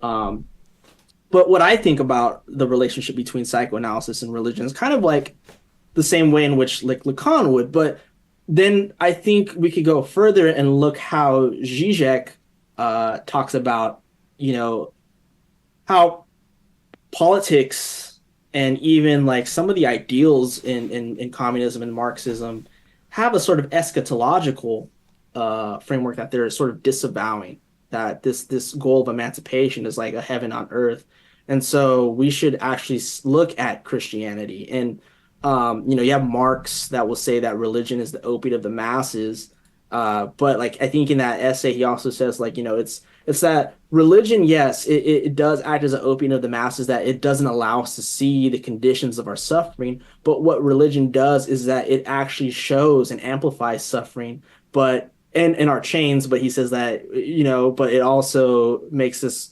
pluck and grow the imaginary flowers on these chains to enjoy them. We should take off our chains so that we can pluck real flowers. But I think that, you know, for me, I think, and I'm speaking on the level of Christian as a Catholic, it, I think out of all the religions, and I'm not arguing of like Christianity is right, your religion is wrong type thing, but what I see is like a kernel that aligns with Marxism or at least a sort of leftist emancipatory theology. In which like there's a group called Liberation Theology. It didn't really last long, but it was in like South America and Argentina. The text is called Liberation Theology. I forget the dude's name, something Gutierrez. They want to say Gustavo Gutierrez, but they're looking at theology from like a Marxist lens and kind of interpreting the Bible from a sort of Marxist lens. It's pretty cool. But they are actual Catholics though. But it's that if you look at the entire Bible, the Old Testament and the New Testament, it's the fact that God or Christ is not only the Son of God, but that he comes down to the world in an incarnate form and embraces human suffering to the degree that it becomes so topsy-turvy and it subverts the human world, and that he even succumbs to the law of the Romans and gets crucified for no crime at all. They can't depict a crime that he committed at all. And yet at the same time, he's also subverting the status quo as well, and the state of religion, and that he's helping the poor, he's Mm. healing the sick. He Mary Magdalene was a sex worker, and rather than criticizing her or judging her, he embraces her, and he's there to atone for the sins. But I think, like for Zizek, he would say that like Christ dying on the cross is where God becomes the atheist himself, because when Christ says, "Father, why have you forsaken me?" There's no response. It's the moment where like God realizes that he doesn't exist. That's the sort of atheist kernel in Christianity that Zizek sees, but also he kind of aligns it in a psychoanalytic sense with this moment of subjective destitution, where, as we were talking about earlier, that law of the unconscious, this big other, to be more Lacanian about it, we realize that the big other doesn't exist. That there is no name of the Father at all. That it was all just part of this like logic of fantasy that is avoiding the real and the trauma, and we could finally live in this sense of destitution. And there we have pretty much like this undermining of mastery, and that's fine. Like if it's cool. I think it's really creative, but learning like theology and biblically, we could still have uh, a Marxism with the theism just fine. It just means that like it's like now, Christian theists, are doing God's will to subvert capitalism. Um I'm not sure if there was anything else you wanted me going further about theology because I just don't know what direction you would like me to take because I think you were like saying like something about the history of religion always pops up no matter what, or in history the topic of religion always pops Well, up it's just that and every culture has every a yeah version of religion, and whether it's monotheistic or there's some or a different kind of spirituality. Like yeah in what sense is you know sacrifices and spirituality? In what sense is that part of? Does that scratch an itch in some part of our psyche? yeah I mean I think like I kind of said it earlier, but it was more in a psychoanalytic way where it's like, insofar as we always have language, the like question of God exists, but the notion of God has always been in not only in relation to philosophy, but relation to a monotheistic God, which deals with some sort of creation of heaven and earth, and its relation to mankind. Because when you look at like Greek, paganism, Roman paganism, you have the gods, and there was really no sense of like transcendence like you see in monotheism. Mm-hmm. And there's rather a more like animistic sense of it, like uh the wood has, God in it, or some type of soul in it. And I would say like because you mentioned like sacrifices and stuff like that, like, and I'm not talking about like actual like animal sacrifices or stuff like that. I'm more talking about like how like you would see like in worship and pagan worship and even in like Hinduism or the Upanishads, which is proto would be Vedas, and then before we have institutionalized religion in ancient India, which would be Hinduism. Sacrifices were offerings and good karma that you would give to the gods that you worship. Right practice, that's what karma meant. And then you get like the institutionalization of Hinduism, which was more to maintain caste society and good order. And so if you did good, then you would reincarnate into a wealthy, business person. Or if you're a business person and you did well, you would, be a royal. But if you did bad, then you would be like a homeless person or you'd be a peasant and you would suffer. And, that's the sort of, there is that relation between like using religion as the sort of structure before we get into like the way in which not just ancient but and even feudal medieval societies, but then also capitalism, it's like religion was used less and it became more of like the Enlightenment thinking of avoiding superstition and ideas. It's a bit of a generalization, but we kind of see it like that.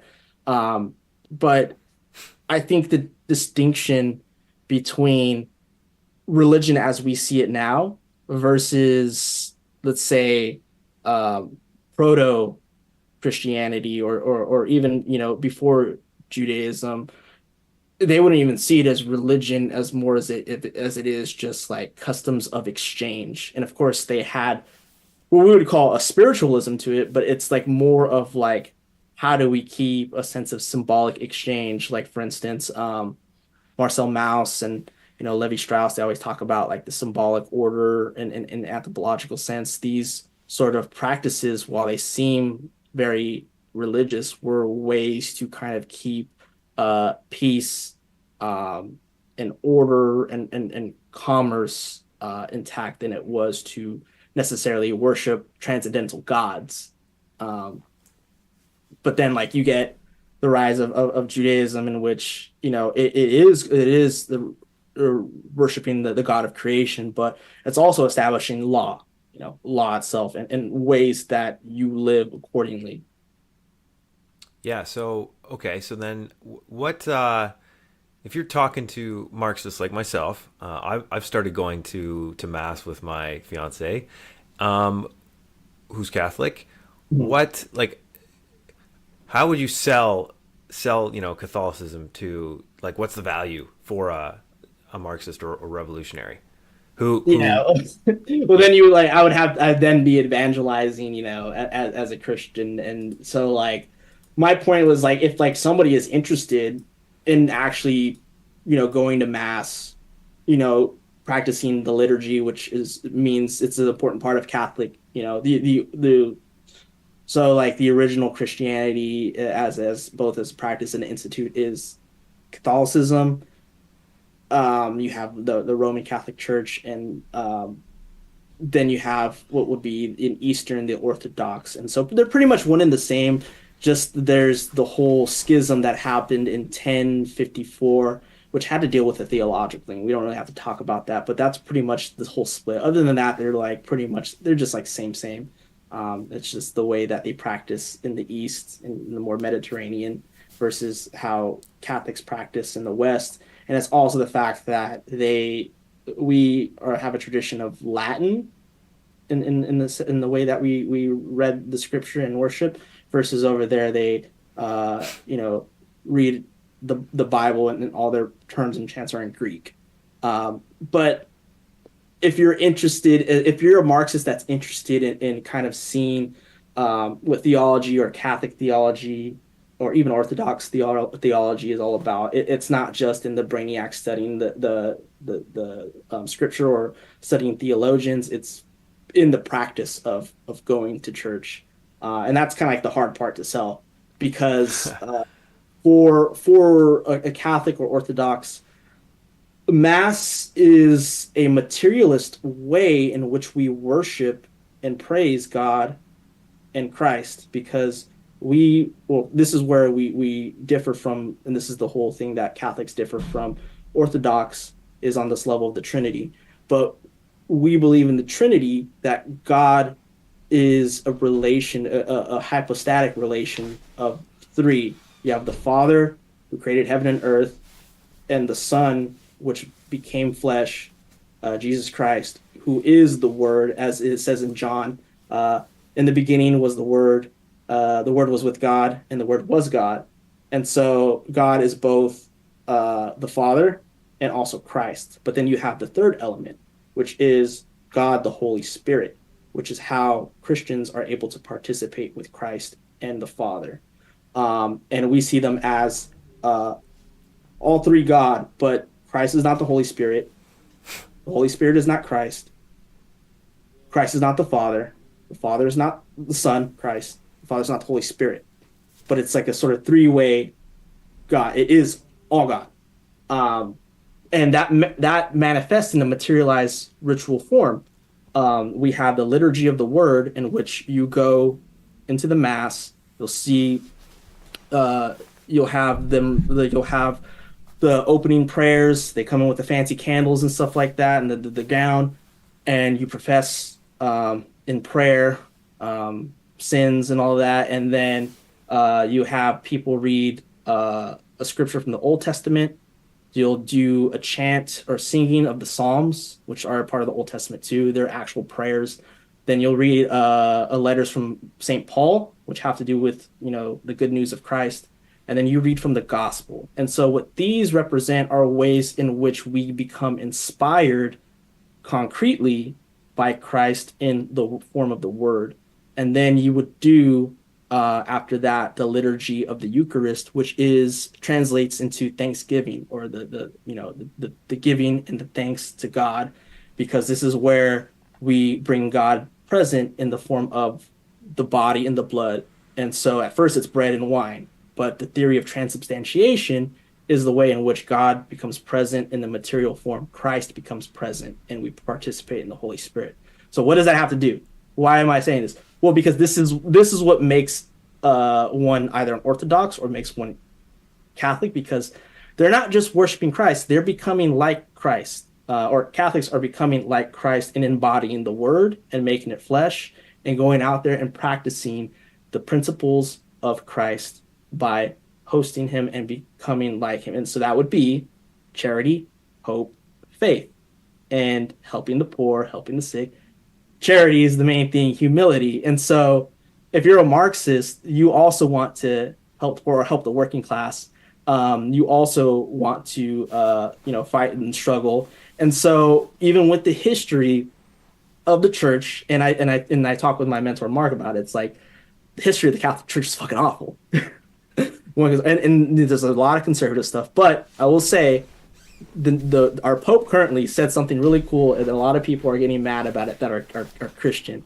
That he said Marxists, Christians, Marxists, and socialists have a lot in common because they share a similar mission. And I thought that was really cool. He was actually from Argentina. Probably has to water it down a lot, but being a Jesuit, you have a lot of leftist tendencies or sort of like social justice tendencies.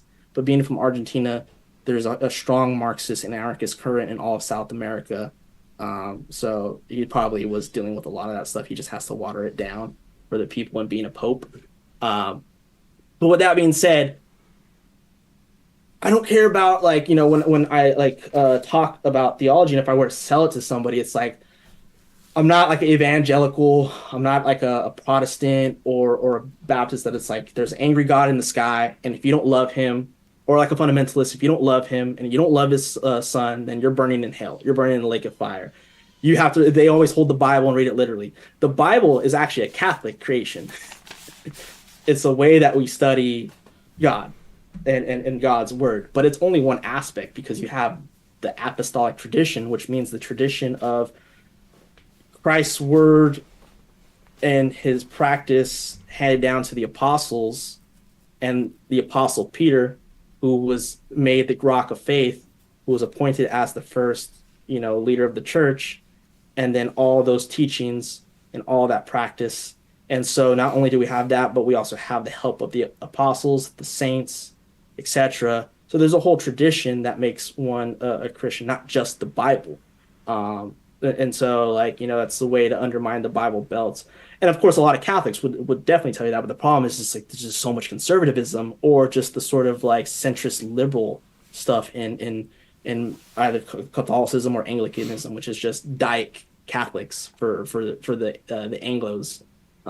Episcopalian is the term, but yeah, the Anglican Church. But yeah, like the main thing is that, well, I say I don't care about like like this sort of like, oh, there's a God in the sky. I don't know. No right Catholic in their mind would think that there's this white haired God in the sky, that's judging you and watching over you. What we say is that God is compassionate, God is merciful, God is forgiving, but the main thing is that you could experience God materialistically in a material sense through the practice of all the sacraments, which would be the body and blood, or the bread and wine, the liturgy of the word, in prayer, the rosaries. These are all material things which are based in practice and based in works, and not that you just need to believe, and if you don't, you're going to hell.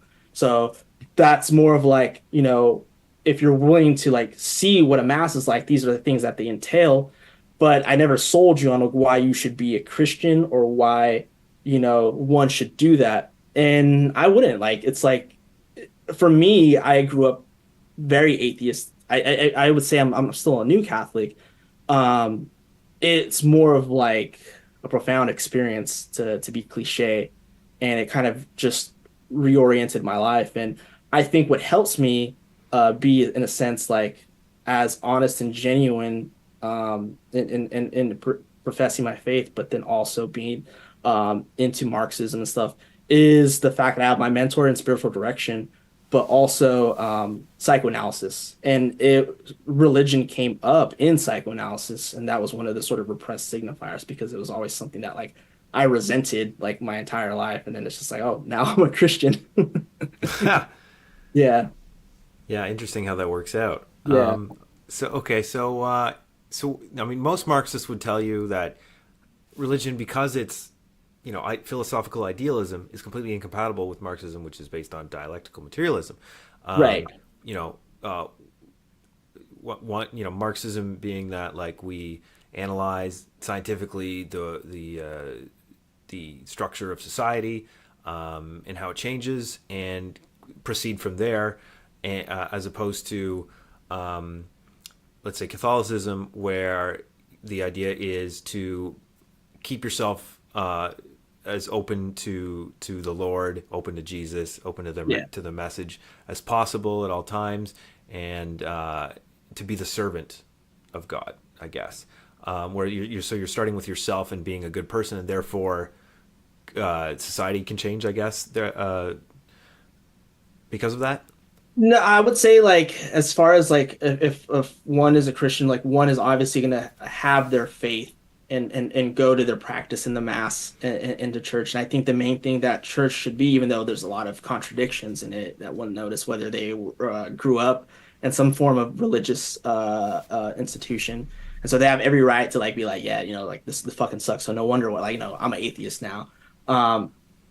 Is that it ought to be, and it is it a community, but obviously we know that it's not radical, but in a sense, even though I'm a Marxist and I'm in like a church where there's a lot of normies or sometimes even like conservative takes, there is a sense of community, and there's a lot, you see a lot of more young people that like are desperately going, because they need something. Mm-hmm. It's just what I think though is that like, because I want to go back to your point of what you're saying about Marxism operates in dialectical materialism, and you said this point that your typical Marxist would say that a religion is philosophically idealism. Well, it's funny is that if you look at theology and this Sure. relation to philosophy and metaphysics, that's not idealism at all. Like, idealism comes from Berkeley and even the German idealist tradition. Um, if we want to talk about like its relation to ontology, um, there is a relationship to matter. In fact, with the Christian metaphysics, even though we're talking about God, Christ, and the Holy Spirit, uh, it has a relation to matter, and it's not a dualism um, at all. In fact, like if someone is interested in Christian metaphysics, there's this good book right here. It's called Christ, the Logos of Creation. It's an essay in what's called analogical metaphysics. And so, analogy is the way in which we could try to create a concept of God uh, that fits best, because we can't know God by speaking it, but doesn't mean that we shouldn't talk about God at all. It's not one of those like, no, you can't talk about God. We just have to have faith. That's a Protestant sort of regurgitation. What you could see the relationship between, let's say, Christianity, metaphysics, and materialism versus like, the argument of like, oh, that's idealism, is the fact that it has like Christian metaphysics and this principle of analogia entis, which is the principle of analogy, is dealing with what is called unity and difference and its participation. And in fact, that is very similar to the dialectic. And this guy right here, he actually is very well engaged with the history of the German idealist tradition and some phenomenology and Heidegger and all that stuff, and that they get at something too, because ultimately this unity and difference shows how there is this participation of what we would call God, which would almost be like a concept of unity, but in how creation, and we're talking about matter, is not this holistic matter. I feel like some Marxists, and again, maybe I'm thinking more the Stalinist regurgitation of like historical materialism, dialectical materialism, as this process of unity and quantity, transformation. But it's like in the sort of like naturalistic way of looking at matter, whereas like someone I think aligns well more with the analogia entis would be like Zizek with his understanding of parallax and how matter itself is incomplete, and so it leads to contradiction. And so the analogia and the way that we understand God as the Trinity kind of brings about a destability in creation. And of course, we see this in Scripture when God becomes flesh. He's bringing about a lot of contradictions in the play of his life with the people. And yeah, like you could read all of that in John. John, at least, is the most metaphysical and philosophical rich gospel. The other ones are just more life accounts or like historiological accounts. But I would say like from somebody who would be like, well, that's idealism, this is materialism. Like there's really no like notion of like the distinction between matter and idea in the history of Christian metaphysics, especially like in like medieval, like you get like the notion of essence and existence from Thomas Aquinas, but you couldn't correlate that between idea and materialism Well, like that. well, I mean, hold on here. Doesn't in oh God, I forget the book, but God precedes the material universe, though, right? He decides he has the thought. It's like, I'm going to create a universe. On the first day, I'll do this. On the second day, I'll do that. And so him as in existence, a thought, an idea, a perfect idea, whatever, precedes the material universe. So in that sense, it's kind of idealist, is it not? That would be if we were to look at it in a Platonist sense, because there is a strong tradition and relation between Platonism and Christianity. So yeah, and so that is a strong argument that again, Augustine is our guide. And if you want something on the Trinity, and this is where we're talking about the hypostatic unity between Father, Son, and the Holy Spirit, um, you know, what he's what this like in I think you're talking about Genesis, right? Yes, yeah, that's the word I was looking for. Yeah, Genesis.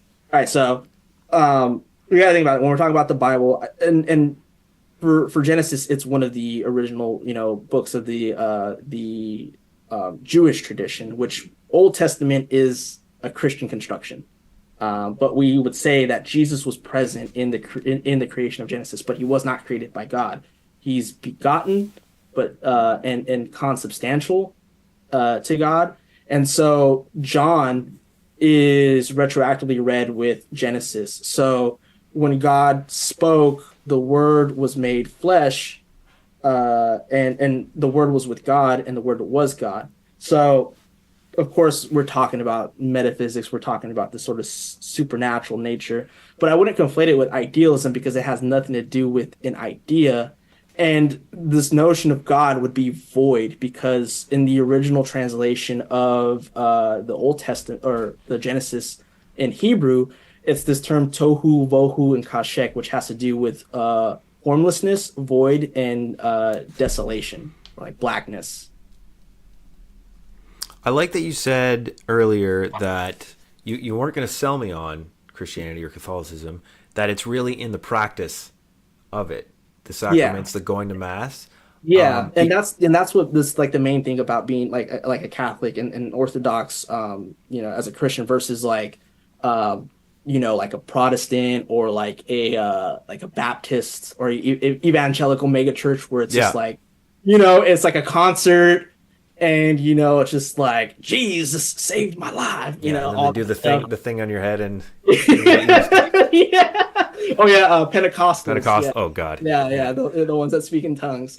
Yeah, and the main thing is like with Protestantism, when we talk about like the communion or the Eucharist, they see it as a symbol, but theologically, we're talking about stuff that aligns with Scripture of what's called transubstantiation, when matter transforms and is aligned with the Holy Spirit or the more spiritual or supernatural nature of God, and it's present still in a material form. And this is where the Eucharist comes in. When Jesus broke the bread to his disciples and gave them the chalice of wine, he said, "Eat this. This is my body.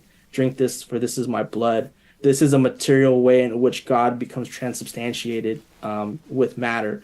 Bread no longer becomes bread; it becomes the body of Christ. Uh, Wine no longer becomes wine; it becomes the blood of Christ. And what this shows is that it's bringing life. We're not trying to escape the world. Of course, the topic of the afterlife and heaven or something else. I'm not really emphasis. I don't really put an emphasis on that. Of course, that could be a later topic, and I'm still new. There's so much in theology when it comes to topics of the afterlife. But would I, at least if I were to sell you on something or you know give you reason to try going to church or show theologically the metaphysics and practice of it, is that it's a participation of life with God who created life for life to flourish. And part of the participation is because we have the Holy Spirit, and the Holy Spirit is given to us as a gift. And so the gift of the Holy Spirit would be these sacraments, and that would be baptism and holy water, the Eucharist, bread and wine turning into body and blood. Um, and you got like other parts of the sacraments like marriage and all that stuff. But the main thing as far as the mass goes, it's the liturgy of the word, how you're inspired by it. It is meditative, it is a practice. And then the main thing is communion with Christ, which is through the Eucharist. That is the main thing that makes one practice Christianity. And of course, to go about and practice it to the people and be charitable, be practice humility, practice kindness, Mm. and not be a judgmental asshole. Right. Okay. So I got a couple of final few things to that we can kind of close on, and I'll let you respond. Yeah. So yeah, one of the reasons I think practice is cool for you to talk about, as for what it means to be a Catholic, is that for Marxists, practice and praxis, like that Mhm. is the way the working class actually comes to see itself as a class, Yeah. for itself, and it's not through Marxists convincing people, saying the right things, or even like a good politician making a case. Those Yeah. things can all be good and all help, but it's the workers come to see themselves for their own power and their own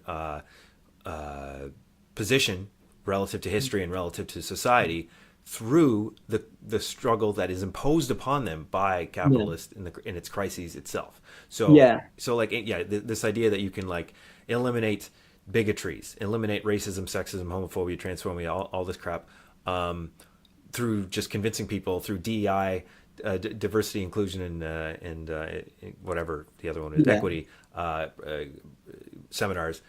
This is nonsense. The Yeah. way people release their bigotries and their is through the having to work shoulder to shoulder against the capitalists, against the bosses, against the state, against the police, Yeah. in struggle, and realize, okay, these things that I cared about, they don't actually matter, and we're all actually in this together. Yeah. And I like how you just characterize the realization of class consciousness, in that form, realizing it through itself. Like that's how, like in a theological sense, there's that homology with Marxism, class consciousness in the struggle, and the realization of Christ through oneself. That's the practice. You're not gonna see God up in the sky or something like that. Like the whole sky splits apart and tongues of fire come out and That's here what I'm waiting for.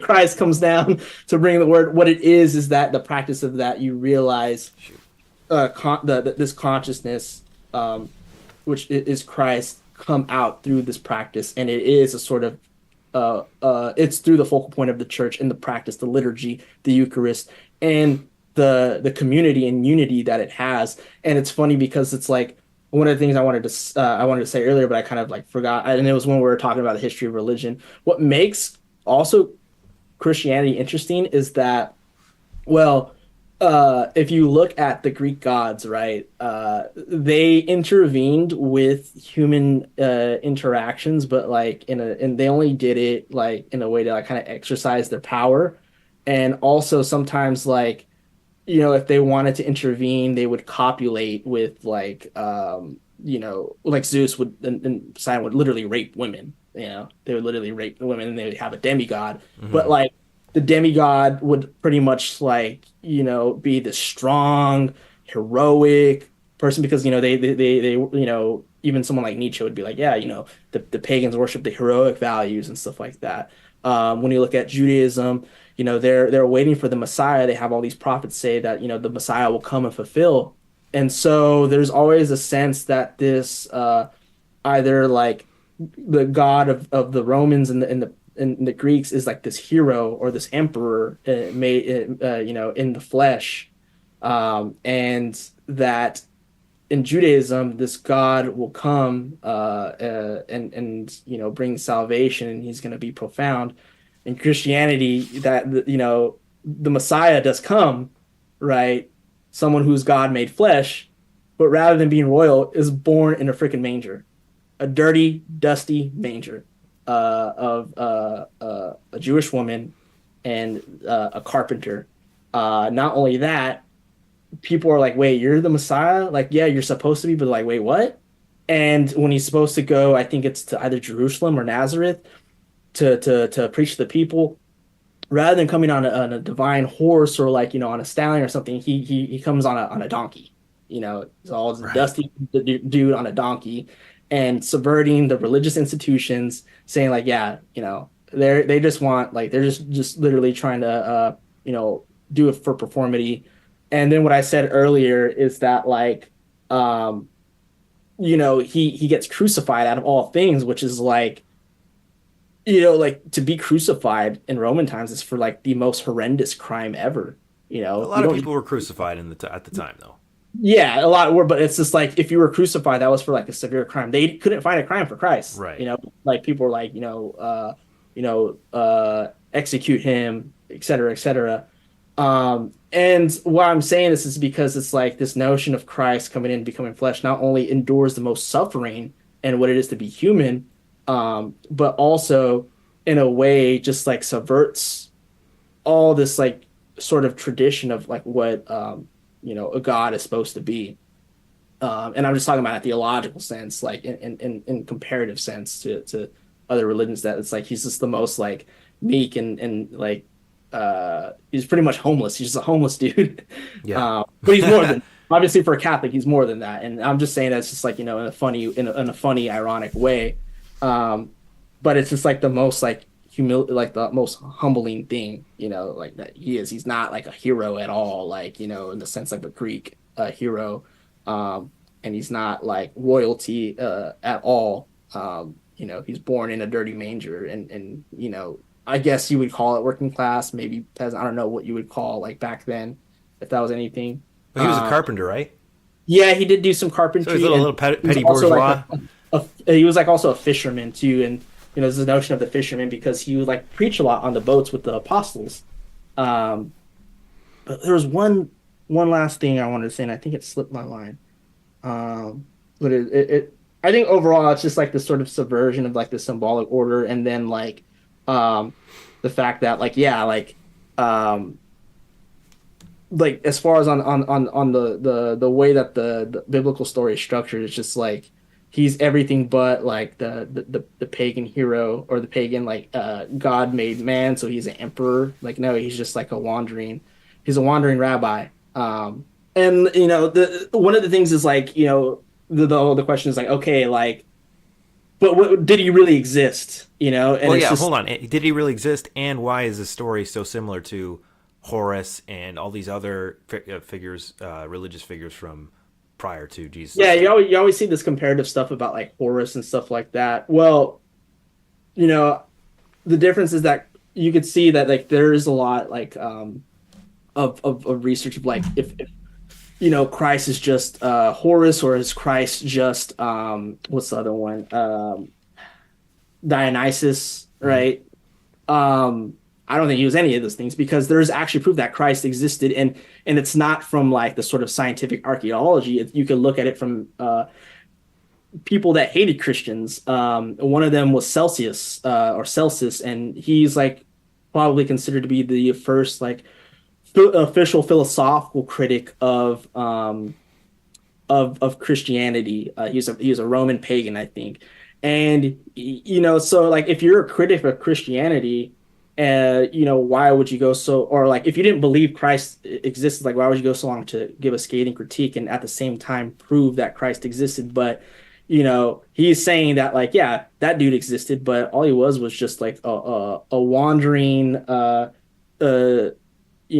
person that did sorcery, that did like pagan practices, who was not born of a virgin. He was born of some Jewish girl named Mary, and she dated a Roman soldier named Pantera. So like there it's a critique of Christianity, but he's affirming the existence of Christ. He's just affirming that like no, he wasn't the son of God. Like God, if God brought his son and made flesh, he would be, of something of a better stature, not like, this like poor wandering like person doing sorcery. And then the other one was, I think it's Philo of Alexandria. So you have accounts of many pagans that critique Christianity for worshiping a wandering monk that exist, or a wandering person that did miracle works or did sorcery. but never denying the fact that he never existed or that he existed. They admit that he existed, it's just that he wasn't great, you know. Right. Uh, so there are some like ancient accounts for that. And I think that's just really interesting that like, we have that. And you don't even have to look at like all these like sort of like intricate, like, oh, these archaeological evidence to find the bones to realize that this could have been Christ. You have like so many like ancient critics of Christianity on the fact that they were worshiping some poor dude. Um, and what was your other question? If he existed, why? Uh, no, I think you covered Yeah. what I was talking about. Yeah, I think I just mentioned.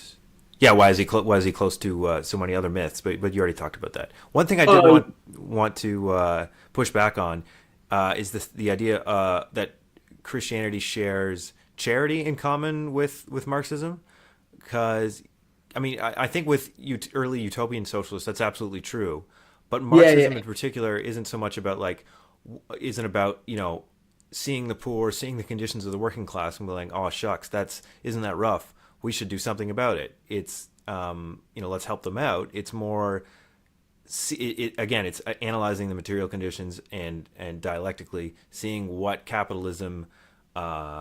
possibilities capitalism opens up towards freedom, and being the ushers, being the midwife of this birth of socialism out of the pregnancy of capitalism. Yeah, no, that I understand what you're saying. I think maybe I spoke a little too fast to conflate charity with Marxism because I don't think Marxism is about charity at all. And it's exactly what you said. It's about analyzing the material conditions.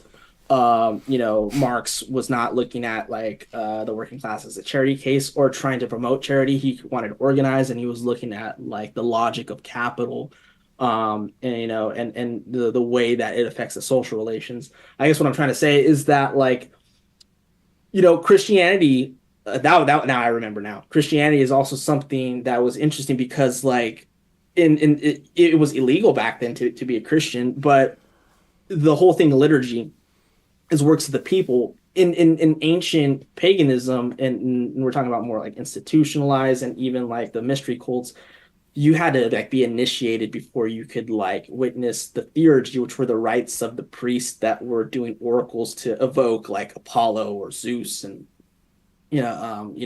have a divine message.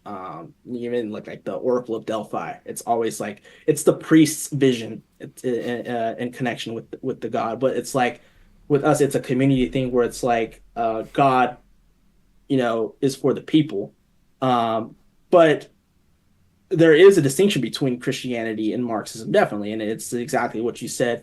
I think my point was the fact that if Christianity is practiced as it ought to be and as it should and be there for the people, that it was really the first institutional religion for the poor, the That's slaves, right. you know It even was a radical. It was yeah, basically it a was class. It very was a radical. class based movement. Yeah. Yeah, and so there's definitely has to be some reckon with on the level of Christians that will be coming today, and definitely Christians, and there are also like a lot of Christian Marxists. I think even Althusser was a Catholic. Like he never really talked much about it, but he had some dialogue with a lot of Catholic Marxists too. But the point being is like Marxism is ultimately about emancipation of the working class and the struggle against capital. I guess what I'm saying is that if you look at theologically, though, Christianity, that there isn't any um, thing that would make it radically exclusive, if that makes sense. I think, there is an alignment with community and the people, and not every Marxist will be a Christian, you know, Absolutely. Yeah. but I think Christianity, take it to its logical conclusion, opens the door for a road of leftism, whether it's anarchism or Marxism, in my opinion. Well said. I mean, so my on all that on all this, my goal is to keep improving my understanding of both psychoanalysis and Marxism and the Catholic Church, and I guess theology in general.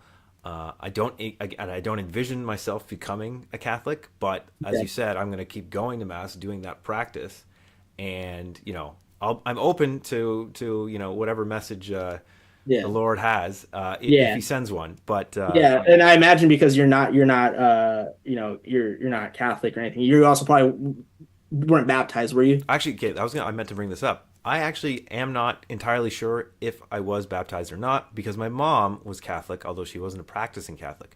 Right, If she right. did baptize me, I don't know about it. My both Yeah. my parents are unfortunately passed, so I can't ask them.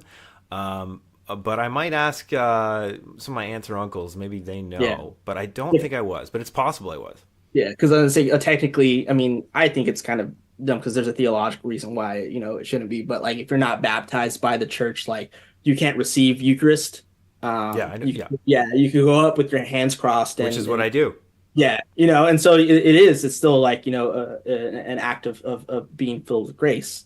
So, that's a good thing too. And if you then experience something from that, that's fine. But the fact is, like, even if you aren't consuming, it's like that's the whole participatory thing of part of the rite. I think I said ritual earlier. That's wrong. It's a rite. Hmm. It's yeah, it's a participation. But yeah, I mean that's all it is. Part of the mass because you could practice Christian stuff without going to mass. But I think the main thing about the mass is the community, the liturgy of the word, and the Eucharist, which from the spiritual theological aspect is not only healing, but it's the way that we bring Christ present. Um, and I think the last thing I'll say, because I don't want to go too on, is like present is just like it's a very ambiguous thing, but it's like Saint John of the Cross calls it the dark night of the soul, where it's just like um, in this act of subjective destitution, that is the presence of Christ or the presence of God, not this like sort of radical, I had a vision. Mm, It's like this weird sense of consolation. right. Okay. Well, unless you have any final words, that's I think that's all I wanted to cover Yeah. today. Um, No, no, that was definitely good. Nah, that's it. And I'm glad I was able to come on here and talk. My essay, and mainly my essay is meant to not really be a dunk on therapy, but to think in mainly like the US and probably Canada as well, parts where psychoanalysis is not the popular current, to rethink it anew and how it's good to analyze the material conditions, the social phenomenon, and ideology, but at the same time, it is a practice as well. And one of the things is that in Latin America, not only is there a heavy current of Marxism still being practiced, but also a heavy current of psychoanalysis there. based. Psychoanalysis is really popular, and a lot of them align it with Marxism or anarchism. So there's a lot of leftist psychoanalytic thinkers. And the So Pope just met with a bunch of Marxists and socialists. Supposedly, the right is yeah, all mad about it on yeah. Oh, online yeah. right That's what I now. was mentioning earlier when he was talking about like, they have a lot in common. They have a similar mission in mind. And it's because he was from Argentina and he was a Jesuit, and most Jesuits are very intellectual and all about social justice. Based, Yeah, super based. based. All right. Well, I think we'll end on that note. Thanks a All lot, right. Andrew. And the Yeah. stream will end now. Awesome. All right, man. That was dope. We're Nice. free. So you just recorded